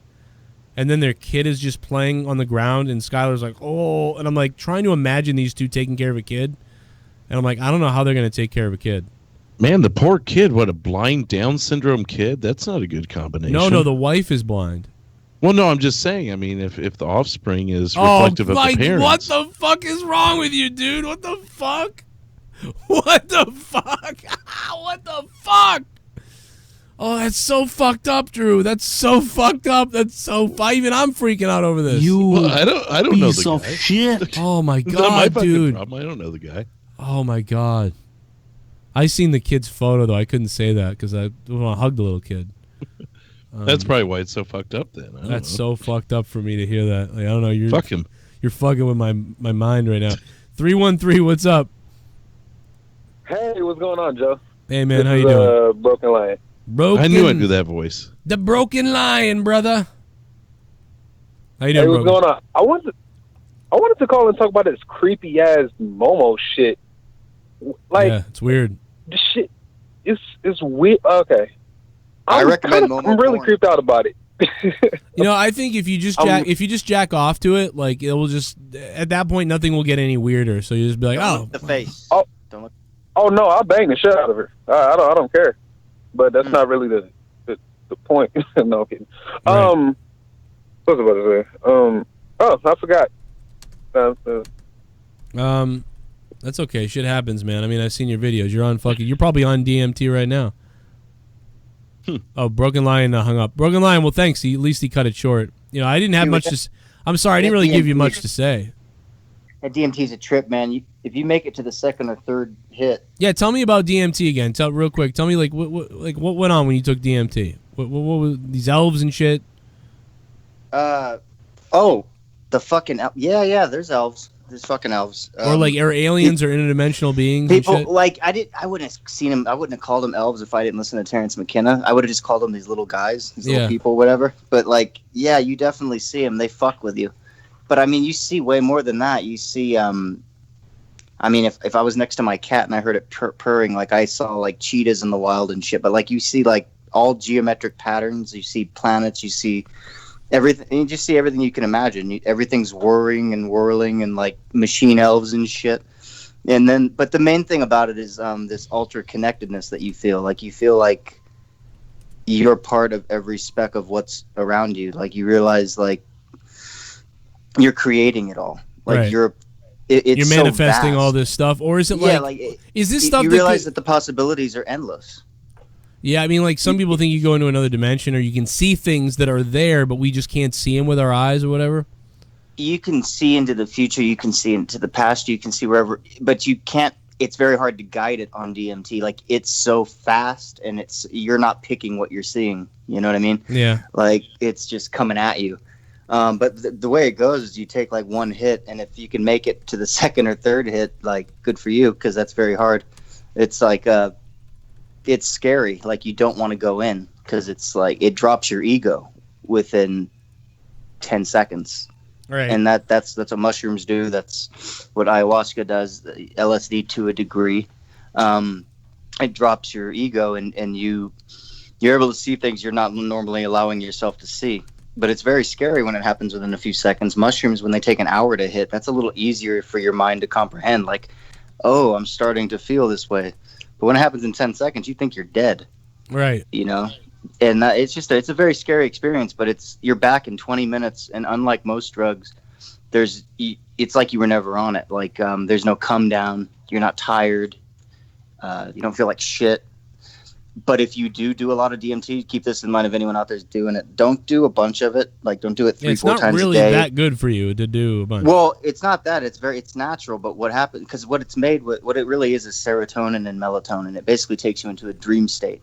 And if you burn out your serotonin receptors, you will get depressed. So you need to be careful. You probably want to take L-tryptophan to help boost your serotonin if you're going to do a lot of psychedelics in general. So just keep that in mind. It's definitely a once in a while drug. You don't want to be doing it all the time. You'll burn out your receptors. That's a rare deal. So. I mean, I would do it like four times a year would be. That's a good number. Yeah, something like that every few months. Like I wouldn't even. I mean, I've never done it, so I don't even know. But you're right. Like for you to say that, that's still right. I mean, to do it even with mushrooms or anything. Like some people do it all the time. I've done it for every day for a while. But it burns out your fucking receptors. It's not fun after you do it so much. It's much better. You do it maybe a couple times a year, a few times a year, and you really get the benefit of it, I'll play some of the fight with me and Dave Rose. Fucking hilarious. Rose, you want to call Dave? If Dave wants to call. That'd be fucking awesome. Go ahead. We'll all listen to it. It'll be funny. I think it'd be fucking hilarious. Even if he doesn't call, I'll play it because it's funny. It's you guys fought? Yeah, you never heard our fight? Talking about the one from a couple of years ago? Oh, I think you're talking about for like a couple days ago. No, we didn't. No, the one from way back when he tweeted that thing that said, when he tweeted that, Are you talking about the why did you? Yes. Oh, yes. yeah. I've heard that. Yeah. Because that's really funny. Yeah, because it all started because I got mad because he tweeted that I caused Jesse to leave the show by bullying him, and I was like, what? I don't remember that ever happening, so I freaked out. Like, I just lost it because I was like, I didn't say that. Like, I believed 100% that did not happen. And I even have the tweets though. Look at this. I have the tweet that Dave Rose tweeted out. Jesse J quit all involvement with Joe Cronin because he was tired of all the lies Joe was saying about him. That is the truth. What got it? How did we jump over to this? Well, someone in the chat said, please play the fight between you and Rose. Oh, okay. Yeah. God, that's like a 20-minute rant. It's fucking hilarious. I'm cool with Rose. I love Rose. Me and Rose are doing a show again. Jesse, we're doing a show again, you know. But it's just fucking hilarious. What I love about Dave Rose is, like, let's say you go off on him like you do in that rant. You know, why did you? And then you end, and it's his turn to talk. He'd be like, you know, you're being a little crazy there, Joe. You need to calm down. Yeah, he'll just come in ultra calm. Well, after you just. Well, he was going like, I mean, that's why. I think that's one of the reasons why sometimes people are like, telling me I remind them of like Alex Jones or something, because I'm freaking out because I really believe this shit, and he's just like, wow, you're clearly proving my point that you're a psycho. Yes, oh my god, dude, I want to fucking choke him. It's like, how do you combat that? Yeah, I wanted to choke him at Other that than point. just going I was so out of my goddamn mind. Listen to this, ready? Hey, is Dave Rose on the call? Yes, This is when I called up because I wanted to. I was like, I want to talk about this. Is he going to tell some lies on your show? Well, I was going to ask if you're going to continue to perpetuate your lies, considering that you supposedly apologized to me like 70 times, unquote. Yeah, I always apologize to you. No, you haven't. never say something to me, but again, I- you came out and you said Yes, I that, did. You which came was to the show. false. You wouldn't come back on the show unless I apologized to you. What? I had to apologize to you and tell you all these things to get you to come back on the show. I had to say sorry and admit shit. But like you're out there. No, that's tweeting bullshit. out Because you Jesse- were mad at me because I voiced my opinion with Jesse, and you said, "Okay, well, I disagree because Jesse's a meddler." And okay, fine, you know, we Jesse- moved on. You know but what the you did. fact You tweeted is out today a that lie. you came out recently and said, "Oh, Dave hasn't spoken to me for 3 weeks. I apologized to him like 70 times, and he hasn't said anything. So he'll have to suck my dick and come back on the show." I've That apologized to you in was the a past. blatant lie. No, What else was a no, blatant I lie? said That you you said fucking that I said Shut the fuck up and I listen to hated me. all Can the I shows. talk? I don't hate Can I all the speak? shows. It Can I was speak? one time Wait, this, wait, and wait, I wait, had wait. You just let him- fucking lied, so can any I other speak? show that I had Can I an speak, issue you with. fucking cunt? You Can I say decided that something? you wanted to try blah, to blah, blah, blah, blah, blah, blah. I'm going to keep talking like a cunt. I said about the past that you've come back to the show. If I don't I've had to if I don't apologize suck to you your in the dick, past. you're going to continue to act like you're the good person, the righteous one. Are you going to let me the speak one and who's even right. correct this? Are Wait, you going to let me Dave, talk? let him talk a little, Dave. Come on. I was responding to you, but okay, you aren't fine. You're lying again because I'm not I lying. apologized to you a million times in the past to get you to come back on the show multiple times. That's what I was talking about, not in the last 3 weeks. I haven't apologized to you at all because I don't owe So it's you an kind of like apology. that episode that you were responding to Foul Mouths and to Super Ugly saying, "Yeah, I was pissed off at you, not really," or "I was," or not.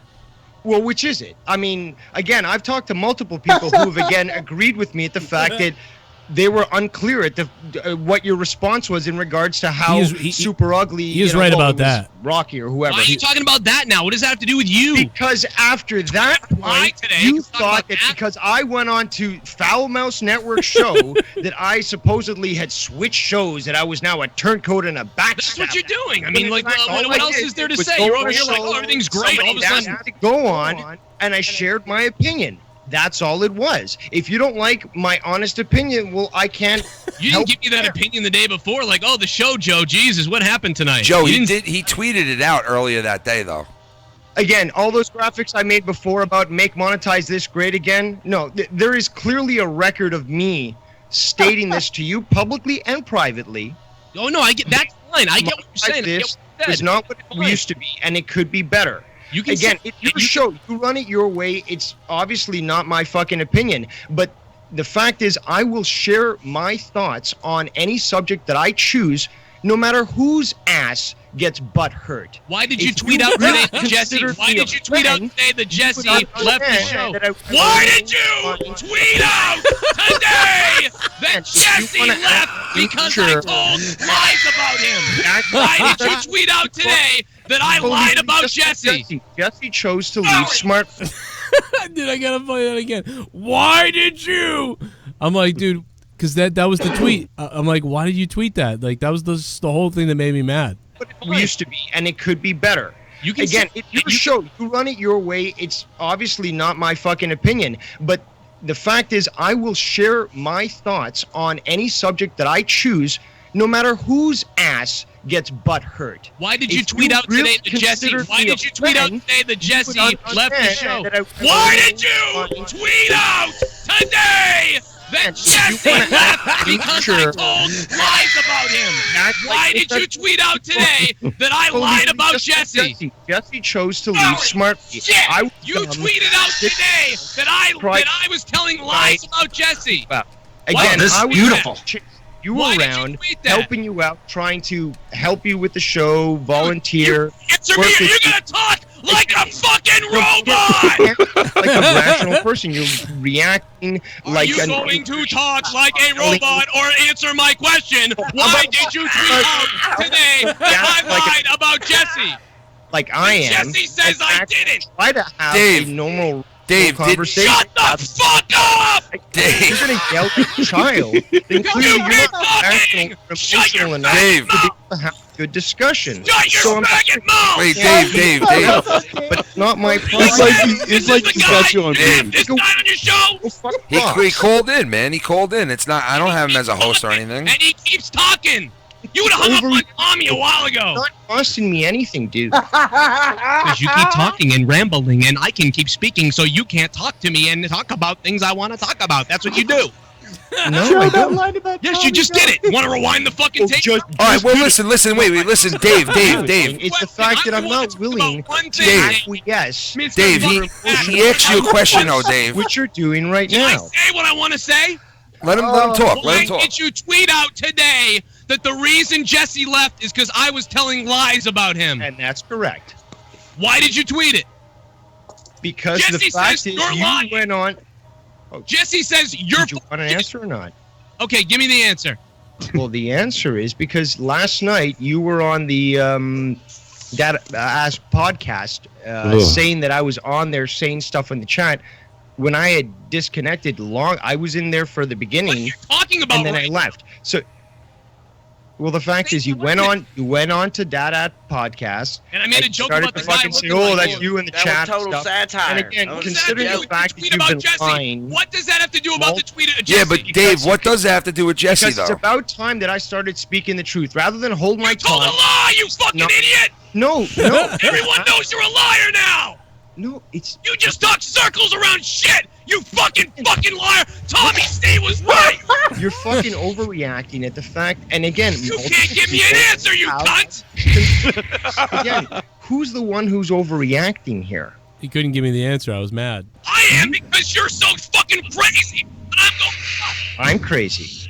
You are crazy, you liar. You can't even answer me. Why did you say that Jesse fucking lied? Trying to explain to you. Why did I say about that, Jesse? About Jesse? Because that is one of multiple instances where I've held my tongue to try to let things go forward and to let you continue to do a show and to be working with you to help you out again. Because again, I wanted to help you out. About what, Dave? And yet, hold your tongue about what? About things that should be spoken, about things that basically people have had to kiss I lied about Jesse. You said Jesse left the show. Do you want me to read the tweet? Jesse left my show because I told lies about him. That's what you said. I've got the You other said I told lies about Jesse on my show. I responded because I talked to Jesse. Dude, but Dave, what if Jesse say that's not true? Then what the fuck? No, well, Jesse responded to me afterward, basically saying, and I quote you on this, that he's bullying me. We weren't trying to bully you. We were just trying to have a conversation. There you go. You've been proven wrong. Lied. Conversation. I didn't lie. You guys did that. You lied. I have the conversation. No, but Dave, how is that a lie if he felt that way? Dave, what does this have to do? Dave, how is that a lie if he felt that way, though? Why don't you give out the cure for cancer, you full of shit? Fuck like every other Republican. Again, because if supposedly I was his friend, he would understand that any sort of discussion like that was supposed to be as a friend and trying to help him out. It wasn't. Friend don't shit on friends publicly though, and shit though. You know? Again, I mean, I gotta tell you though, man. Like you want, get it all out. Listen. Everybody's an idiot now. If I thought Ken's show sucked, I wouldn't be on Twitter talking about it. You know, we'd be behind the scenes trying to figure out how to make the show better. You just danced in circles until you got to like a minuscule idea of what the argument was about. There was no lies. But why did Jesse originally lying about him? There you go. There's another point. Jesse was already leaving the show. That conversation was about how you guys were leaving the show. I have the fucking conversation. No, it wasn't. Yes, it was. Him and I had a discussion basically saying we disagreed with the way that you discussed how we were basically on your show. And we decided that the best thing to do as friends was to try to get you on a Skype call so that we could at least speak to you as a friend. That's not what it was about. It was, dude, it was literally about me. You guys thought I was going crazy again or something, or I was going to do something.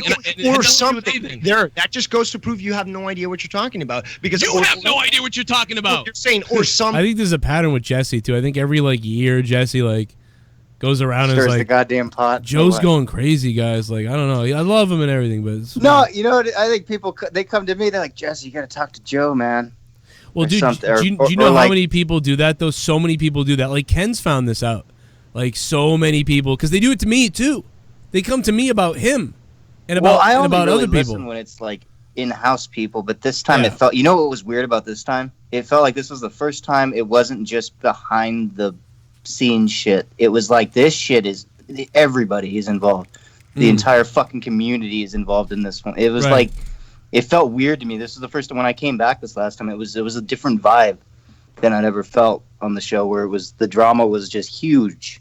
That's why I couldn't handle it. I was like, what the fuck is this fucking thing that's going on? This wasn't what it was. It was a little bit weird. I mean, it was a weird time. It's been a weird time. But no, there is something, I will say, there is something about me that just, I do go looking for, I don't go looking consciously, but I think part of like my soul, my being goes looking for things that are in growth spurts, in periods of transformation and rebirth. You're looking hardships. You're looking to help, but like it ended up being a bad. It's like one of those things like where it goes through self-destruction in order to get to the good stuff. Like things are going to end up being probably better now, but it went through this weird fucked up phase. You know. Yeah, I mean, it has to go through that. That was fucked up though. Like I couldn't believe the shit I was hearing from that stuff, but it's like it's really funny because I thought like people would know better, so like it really fucked with my head. But I get it and whatever. But like, let me play. It was weird. It was a fucking honestly like I just wanted you to fucking hear. Like I'm like I hope he just listens to these shows just so that he like I don't know. In a weird. Oh, sorry, Jesse. Go ahead. Oh no, that was really like I think once we talked, that was really all we really needed to do. I was just gonna say, in a weird way, that argument right there is kind of what solidified me here. You know what I mean? Like I'd been watching a little bit of the wrestling. I'd seen him monetize this or two. Are you talking about this Dave Rose and him argument? Yeah, that argument. And it was like I caught wind of that, and I'm like, I've got to get to know because I'm listening to it. I'm like, I don't know what the fuck's going on, but this sounds hilarious.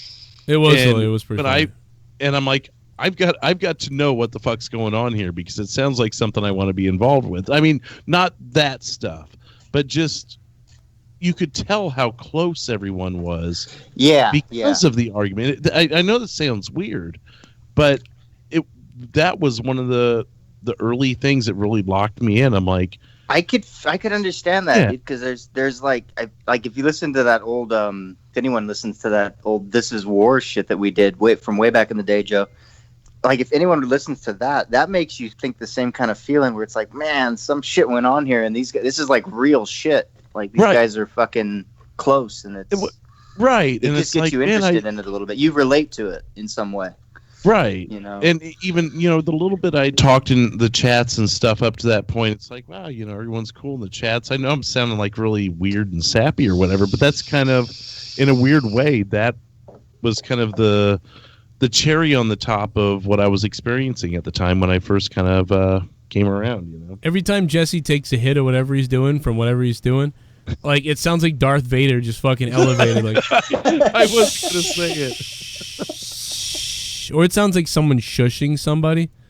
It's either that. No, or... let's stick with Darth Vader. It's much better. Yeah. No, there was a point. Now that you say that, there was a point earlier where Tommy was talking over something, and I heard that, and I thought Joe was shushing him. Now I realize it was Jesse. Yeah. I think. Oh my God. I think Tommy thought someone was shushing him too. He was like, "Oh, like, should I be quiet?"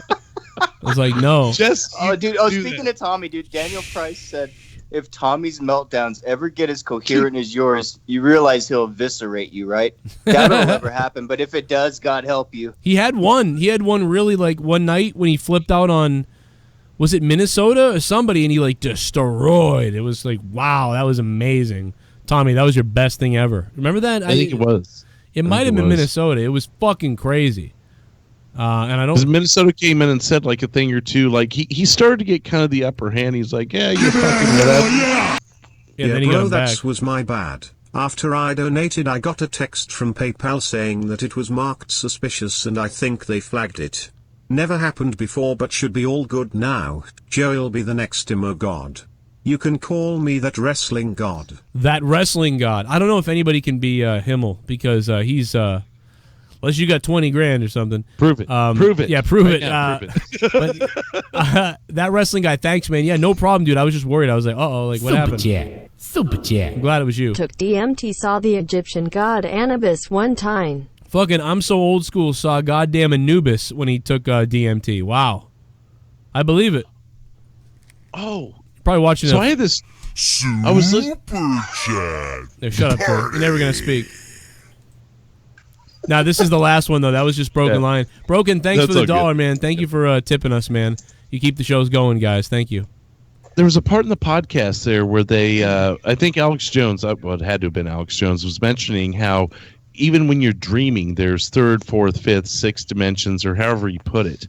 Mm-hmm. I had literally 2 nights ago had a dream where we were watching, I don't know who we are, but we were watching the space shuttle launch from Cape Canaveral. And we were in this like fucking building or whatever miles away, and the fucking thing just exploded when it took off. Shit started flying everywhere, and I'm looking out the window like, oh yeah, we're miles away, but I'm gonna get away from the window in case there's like some shock wave or something, you know.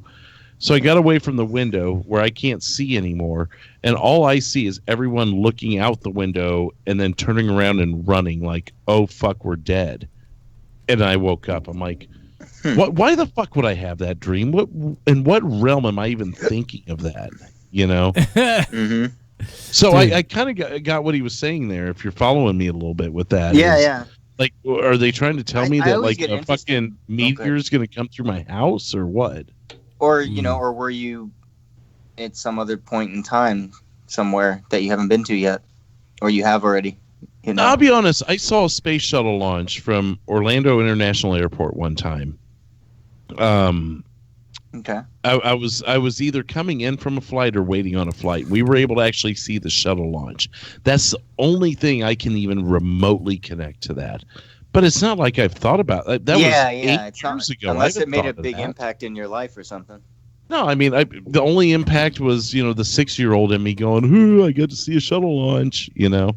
But there's still, but you never know with that shit. Yeah, like it's weird. I always hear about dreams like that from people where it's just this far out shit, and I'm like, for me, it's a trip because with my dreams, it's more interrelated, like psyche shit, where it's my own mind fucking with me. Like I'm lost and I can never find where I'm going or anything. You know what I mean? Some shit like that. But I'm in the same place as I've always been, but I'm still lost. That kind of shit. But it's nothing like, oh, I was in fucking Hawaii, you know, eating a banana, like, or just, you know, right. Or whatever. It's never anything like, oh, I was in some strange house somewhere, you know, in the fucking islands or some shit. I don't know. It was just, it's never. I have been in weird fucking places in my dreams and shit. There was one time I was probably a teenager, if not younger, but you know those over the top fucking McDonald's play places. It's not McDonald's, but it's called like Funko Town or whatever, and you can climb through 3-4 stories of, you know, bullshit fucking play place stuff, right? Yeah. So I had a dream that I was in one. It was probably 100 stories tall, but not near as wide as the ones you've seen. And I'm just climbing up through, and it's almost like a fucking Lego place, you know. It's really fucking childlike. Again, I was really young, but I'm climbing through, going around, doing this, doing that. Next thing I know, I'm like 60 stories up, and I go through the store, and boom, I'm Wile E. Coyote standing in the fucking middle of God and everybody, and pew! And I wake up, 2 stories before I hit the ground. And it's another one of those, like, where the fuck did that even come from, Do you ever get stuff that you do know where it comes from? Like, it's stresses you're dealing about, or like, and it's just, you wake up like just fucking pissed or like something, and you just know like where it's coming from? The first year of my daughter's life, I was paranoid that, every step I took, it was going to be a fatal step for her, and I'm not a helicopter parent, don't get me wrong, but I would always feel like, if I handed her bottle and it was too hot, that it would burn her esophagus and she'd fucking die. But so then I'd have a dream about her, getting burned. I don't know. I'm trying. No, yeah, no, that's kind of making it up I'm on talking the fly. about. Like that's the kind of shit that. Yeah, that's exactly what I'm talking about. Just like with any dreams, you forget them years later unless they were like really significant to you. But I just remember having fucked up dreams that kind of applied to the fears that I had with her in her first year of life. Those are the things I remember kind of. Yeah, I'll notice that kind of stuff where, not the same kind of thing, but the same situation where something I've been thinking about, and I don't even have to be thinking about it a lot. It just has to, for some reason, reach a deep spot in me. And then that will manifest itself real quick a day or two later into a dream. And it doesn't have to be, it can be pleasant and non-pleasant, whatever, or both.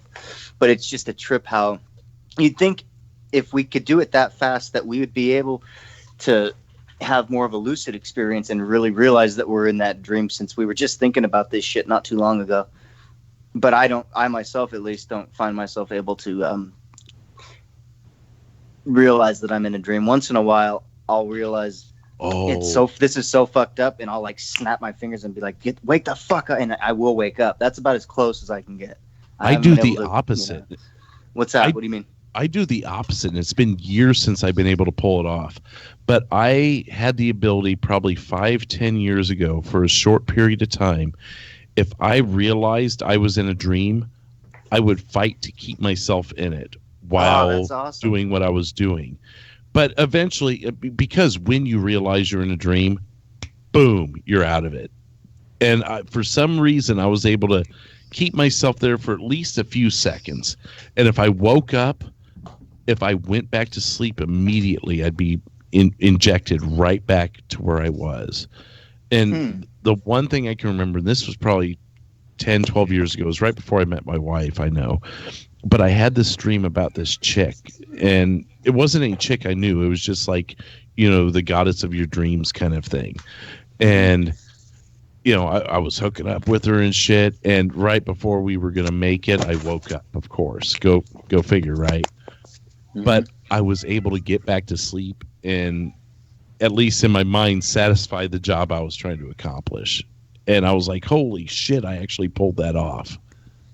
Yeah, that's a trip. Like I haven't been able to have much lucid, except that's, speaking of DMT, when I did a little too much of that actually, and I remember it like that, it was a way of my mind and everything telling me I need to settle down on it.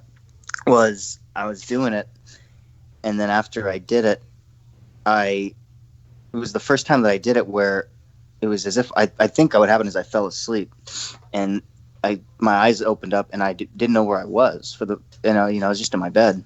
Mm-hmm. Everything, and it was like everything turned into like a pool. I was swimming like in this liquid bed. I was liquid, and I couldn't fucking move, or I couldn't get out of it. And then I just, didn't quite fall off the bed. I had enough control to get out of the bed, but it still felt like, oh fuck, I'm in a pool. This is You're talking like a water bed that was like trying to consume you or something? It just realizing that life itself is liquid. You are not still. You are not rigid, and we're not form. We are liquid at all times. It's just, it looks like it's in form, and that's what it was. But what got me was I didn't know where the fuck I was, but I could see that I was in my room, but it wasn't enough because I thought I was in a dream, and it gave me this moment of, oh fuck! It was giving me a chance to kind of lucid dream there for a minute. I could have played with it. Those are the best. Yeah. The lucid dreams are so fucking amazing. When you have a lucid dream, like a we really were just one. kind of talking about that. Yeah, dude. Have you had it? Have you had them? Oh yeah, I like it's very rare, but like it happens. I would say I have them. Like, I don't know if I'm lucky. Like I have them like twice a year, or like I go through a spurt with them, and it's just like weird. Like, dude, it's so good. It's amazing. Like, because it's like you said, it's like you're playing in them. The closest thing is like if you were inside the best virtual reality thing ever, and you could do whatever you wanted, or you were. It's like the holodeck. Yeah, like it really is like that. But like, yeah, but you're so like tired and like sleeping that this is like a bliss about it too. Now, I don't know what all you heard of us talking about. Are you able to wake up from it? And if you go back to sleep immediately, like force yourself right back down, can you re-enter that dream? That's really rare, but I've done that. Yeah, because you're like, wow, I'm back again. Sorry. But it happens in nightmares a lot too. You wake up, you go, oh my God, what the fuck? Then you go back to sleep and you're having it again. You're like, fuck again? Dude, I'm twisted enough. I will go back into my nightmares. I will try to go back to my nightmares. Like, that's so fucked up. I want to see more. I must be some twisted fuck, but I like nightmares. Yeah. I'd probably like mine if they were more visual and less goddamn emotional and mental. Because they fuck with me. Mine are like super visual, so yeah. Yeah, mine are more just like fucking with me. I had one where just in my head, it's fucked up. I had one where I was I was like a spirit or something, and we went around sucking the blood and plasma out of people, and I knew it, and I was like terrified that I was that, and I was going around and built, and there was no like ground. It was all city buildings, and like in Fifth Element where the buildings were all high and stuff, and there was no surface, so you only lived in buildings and shit. And we were going into windows to suck the life out of people and kill them. And I literally had that dream, and I woke up from it like terrified that I was killing. Like I believed that I had mass killed people. Like it was very weird. And like in a dream, through like sucking their blood out of them, and then leaving their bedroom, and then going to the next one, and then delivering the blood. And I had this whole fucking thing. It was like hours, and that was a lucid dream. It was very fucking crazy. I was like, what is going on here? I think the reason I don't mind being brought back into my nightmares is if I get brought back in, now I know I'm in the nightmare, and it's like I'm invincible. Yeah. All right, if I lose, fuck it, I lose. But if I win, motherfucker. See, you're talking more of an lucid experience. Maybe. I didn't know they were different. Yeah, I didn't know they were different. Okay. See, I feel like I'm completely out of control. Yeah, because you're in control. For the most part, usually I go. At least you're in your awareness. At least you're in control. You can kind of say, "I can deal with." Like, I know this is whatever. I know this is. But if you're like, if you're on the ride, you think this is happening to me. This is happening to me. I can't get out. To a point, because I feel like I'm in control. But when I get back into a situation like that, shit starts going slow motion. Okay. So, like, if I think I'm getting the upper hand in a bad situation, it shit goes in a way down, something and it happens fucks to me fuck over. you up. Oh, I love that because it's it's a double-edged sword, dude. Oh shit, dude! But again, I'm going back in with the mentality that I've got nothing to lose because it's a fucking dream. Yeah. So you're ready to play with it. Yeah, like you're like, I can rape people in this dream. Like, it doesn't matter. Like, whatever. What? I've never Dude, done what do you I love fucking streams. Those are the best. There's going to be so many videos tomorrow on, like, Joe Cronin's a murderer. See? He's like, we sucked the blood out of these people. But we do got to wrap it up soon, so let me play this last donation here, and we'll wrap it up in a second. Oh, this has been a blast. I don't know. Party. I'm still around work. Got me by balls. Love you, Joe. Nikki J. Good to hear from you, Nikki J. Thank you for the 420 super chat. I appreciate that. And thanks to everybody. Yeah, wet dreams were always the best when you were a kid. You woke up like, oh, what was that? Like, you couldn't quite figure it out. Dude, I get pissed, though, because I'm like, it's like right as it gets going, and then it's like, I don't know, that's when I wake up. It pisses me off. And that's when I have a hard time going back to it. It's like, that's when I really want to go back, and it's like, and then you got to jerk off, but it's like, it would have been even better had you been able to do it in the dream. Oh yeah. Wow. Would have been so good. This conversation just made me think, I remember how I figured out fucking masturbation for the first time. What the fuck? It was a fucking teddy bear. I'm like, oh my God. Like rubbing on me. This feels kind of good. Oh my God. You know, hey, we all figured it out one way somehow, right? I was rubbing a pen on my leg and stuff, and like it was like one of those shaky pens that on the top it spun, so it squiggles the pen, and then it like vibrated like this. And I was like putting it all over like my chest and stuff. I was like, haha, this is funny. And then at one point, like I just dropped it, fell on my lap. I was sitting there and it was going like, and I was like, oh, that feels funny on my dick. Like, it's weird. And then I was like doing it more. And then I was like, that's weird. And I was like, my dick, it's funny. And then I was like, whoa, what's that? Whoa.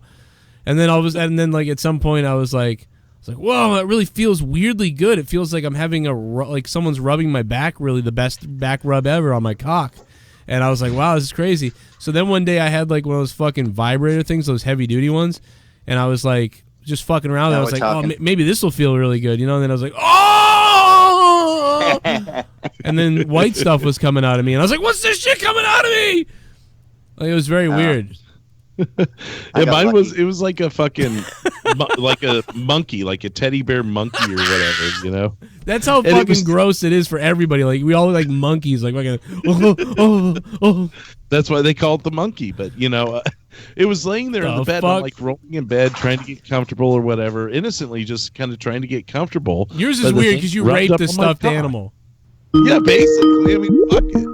I'm not gonna lie. What are you gonna do? You know, send this to my boss? The cotton turns yellow. Is Tommy calling to talk about his first wet dream? Oh, but yeah, well, you probably never had one, according to him. That's awesome, dude. I cut a hole in a teddy bear too once. 906, what's up? Hi. Hey, how are you doing? I thought it was Tommy. What's up? This is Mr. Bry Guy. Bry Guy, what's up, dude? Hi. What a way to end I it. hear you're talking about some dreams. I dream like every night like I'm still in high school. Really? That's bizarre. Yeah, that is real bizarre. It's like I'm struggling my grades and I'm not gonna fucking graduate or whatever.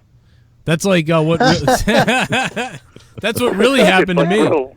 That is a nightmare. Naked? That is such a nightmare. Except I graduated, but dude, that's like my actual story. Like I was like worried about my grades, and then I didn't graduate. Welcome back, Jesse. How I missed having you on the shows. Much love to you, brother. AruShinchu, thank you, Aru. What's up? I love you too, man. 624. All right.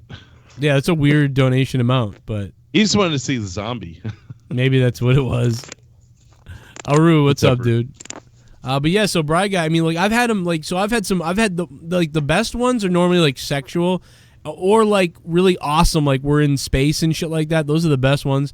The worst ones are obviously like you're being murdered or like the sucking spirits thing. Or what's really bad is I've had lucid dreams where my dad's alive and I'm a kid, and then I wake up. Yeah, I get that. Oh, yeah. I get that too.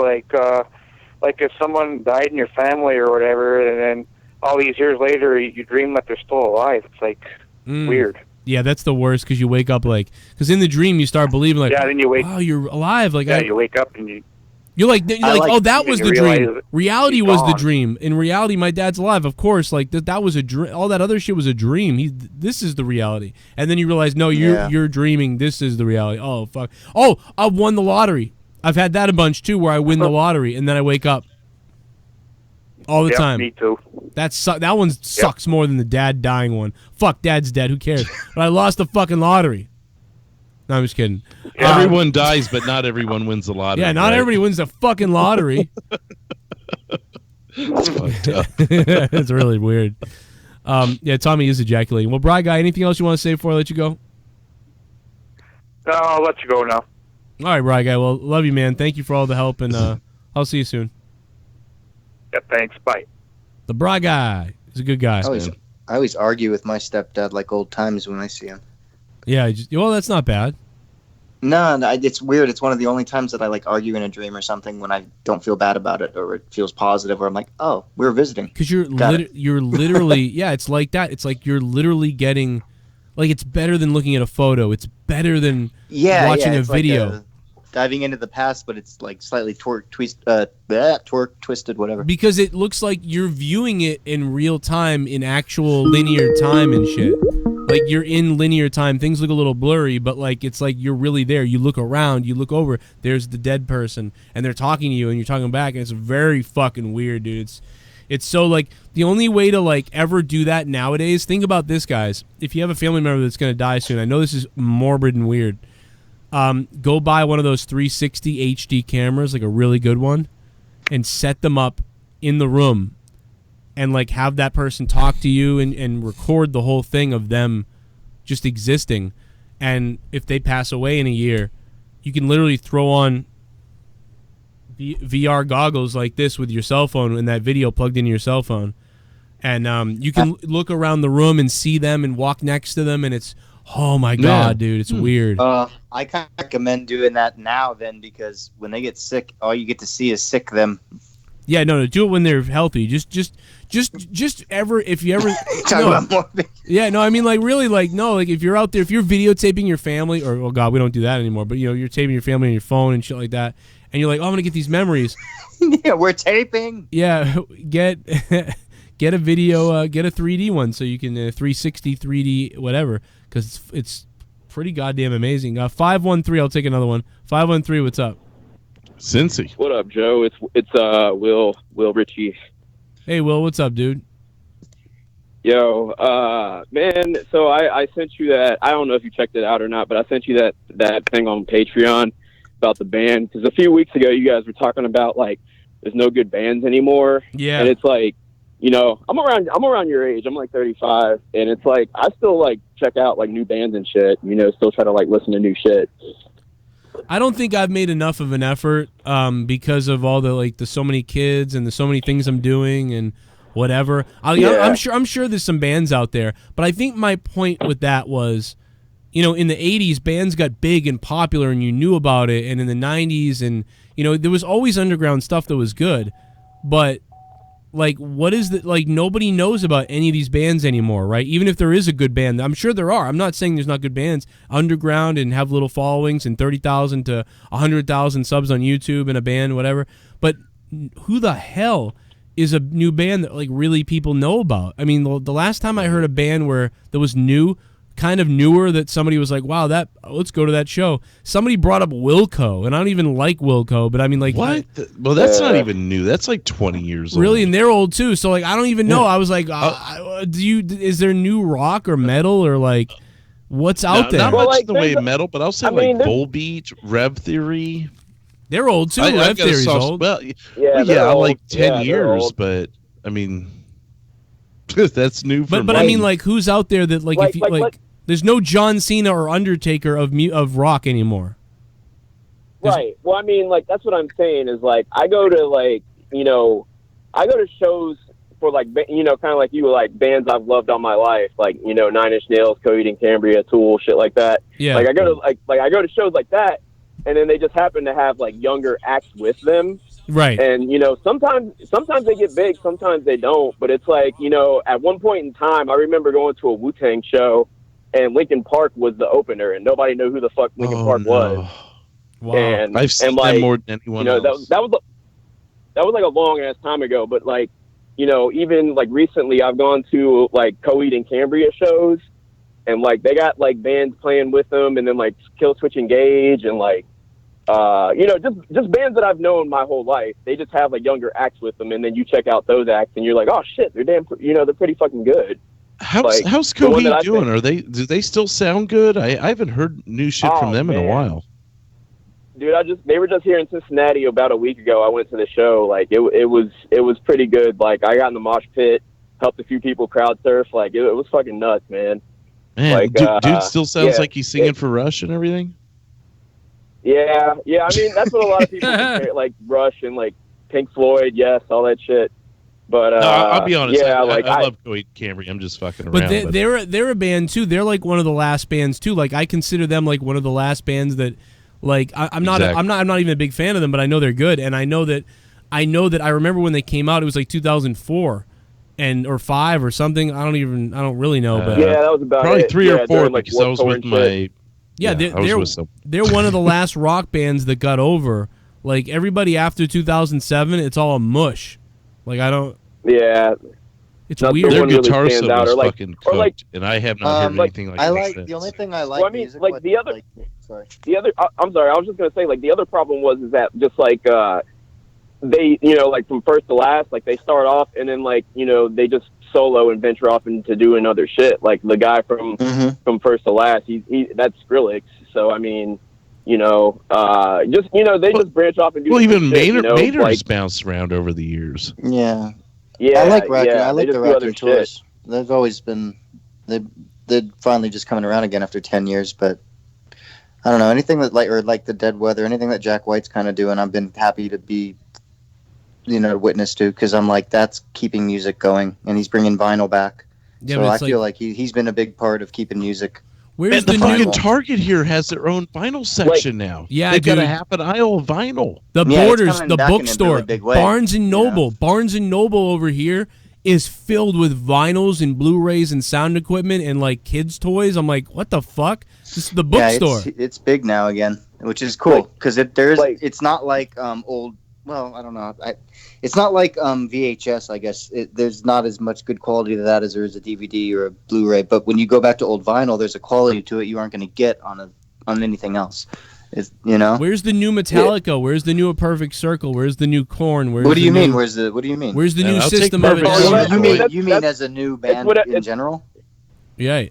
I mean, I got you. I mean, I thought you were like, talking the whatever new you make it. album. I mean, Like, honestly, I don't know they just did a new one, man. It was pretty good. But I know, no, they're all fine. They're all good. They're already established, and certainly they've dropped in popularity. You wanted something new. Yeah, yeah. me Where's too. the new, like, wow, here's the new Marilyn Manson. Like, oh, we had David Bowie, we had this, then we had Marilyn Manson. Where's the new guy? Where's they're the all new rappers now. They're all fucking mumble rappers now. That's the problem. Like, yeah. That's the shit that's feeding the American dollar right now. So the I mean, good like, stuff is on you know, what's that and it's like SoundCloud. Yeah, the good shit you gotta hunt for. It's on SoundCloud and YouTube and like. I agree. That stuff, there is the good stuff on there, but nothing trends. Nobody gets like fucking Cardi B or whatever level in rock. It's only pop singers or like mumble rappers that get over. Like, who's the guy? What's the fucking biggest guy? One of the biggest guys? He's a white guy actually with tattoos.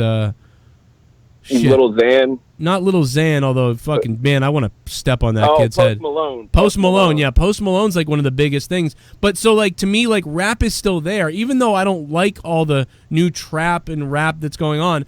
But rap is at least still there, and it was there then. So like, you know, I agree with what you're saying, that's the new thing, funding the dollar and shit.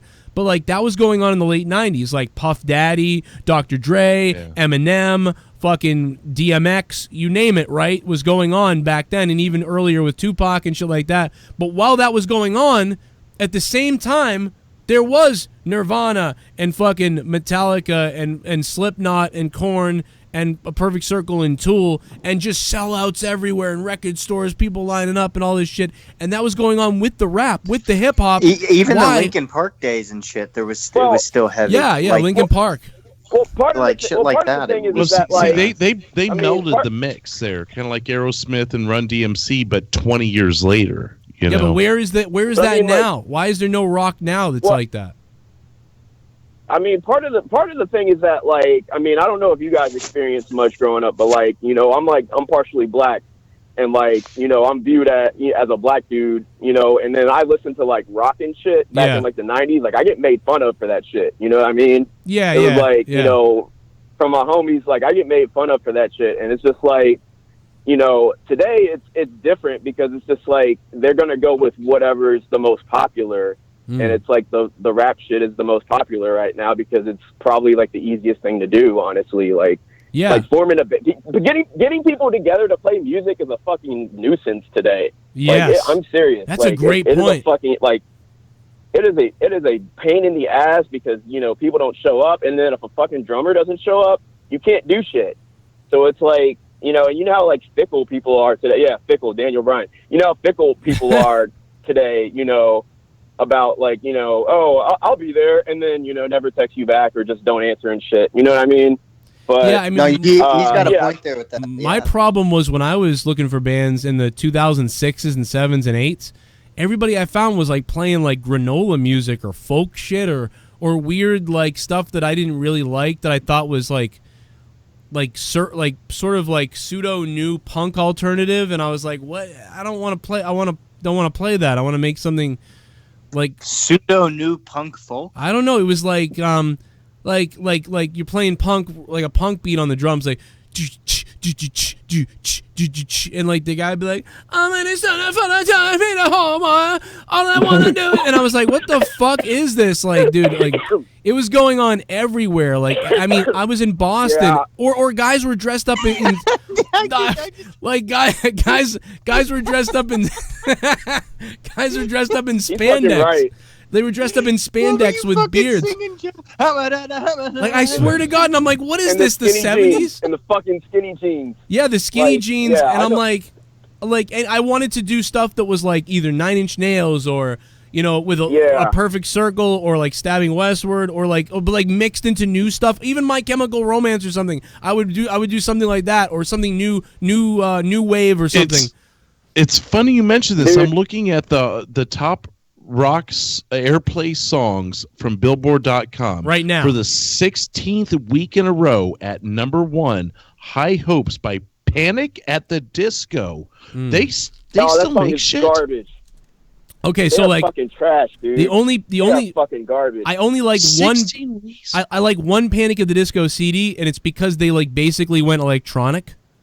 Like, and I liked it because it was electronic. But you're talking the big one that came out, right? With people living here. I Write Songs on Tragedies. That fucking song. No, I hate their dance music. I hate that dance fucking. But yeah, they're the type of thing that I'm talking about, kind of. But also like even weirder, like Granola, like 5 white guys with beards and top hats, and one guy's playing a banjo, and I'm like, what the fuck is this? It's 2009. What am I watching on TV right now? Some of these names I'm seeing, I wouldn't even equate to rock music. See, that's the thing, is they're not rock. Like I bet you the Weeknd is on there. I bet. I don't see it yet. I see Mumford and Sons. That was the one that jumped at me. Like, what the fuck? Mumford and Sons is right next to Five Finger Death Punch. Go fuck yourselves. Five Finger Death Punch has dicks. Okay. I don't even like them, but like that's but that's rock. At least they like, bring something to the table. Okay, so look at this. Like yeah, Five Finger Roach. Okay, well, they're older, but Papa Roach, cool. But again, like these are all old bands. Like, look, Disturbed is on there. Reason to Fight. Like, I didn't even know Disturbed came out with another CD. Godsmack's on there. I didn't know Godsmack had a CD. Oh, Jesus Christ! Like, I wonder if they have guitar solos now. Metallica's on the chart. Yeah, I didn't even know Metallica. So like, let's try to find a new band. Well, Metallica's last album was good. Okay, number 2 is Number 2 is Rival Sons Do Your Worst. I never heard of them. Let's pull it up. Must be on a different chart. Okay, here it is. Rival Sons Do Your Worst. Let's see what this is. We're going to get a copyright, but whatever. Oh, wait, is this the band that sounds like Led Zeppelin that everybody's talking about? This sounds like it is.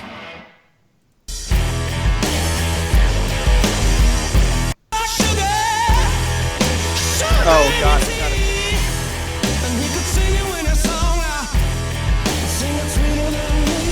See, it's gotten so crazy that now we're going back to Zeppelin. It's like Black Keys, man. Wolfmother already tried We know that worked. But they're huge, kind of, though. They do have 1 million views. Blind your eyes. Dude, that's fucking Black Keys. Yeah, right. It's hard to be original nowadays, man. You gotta fucking really do something. Yeah, but it's no. It's not do something. You have to have a certain chemistry, and you have to hone in on it. I've already heard this before. It's like, again, Bro, it's weird. I was just gonna say, man, check out that band, Thank You Scientists. I've seen them live, and I'm going to see them live in another month or so, and they're fucking solid. They just blend a bunch of styles into like one They just blend a bunch of styles together. Like, you might not tolerate the singer, and I can get that. A lot of people say that. I like weird singers. If he sounds weird, I like weird singers. But see, William, here to your point, they're not in the top 50 rock songs right now. Do they not have a new album out? Let me listen to it. Hold on. No, they're actually on Cody and Cambria's record label, I think. All right. Do any of you guys like follow like your local musicians? I don't anymore. A little bit. Oh yeah. Not recently. We have like a mecca of fucking musicians here. I couldn't believe how many like good local bands were here. It's better than what you find like in mainstream anything.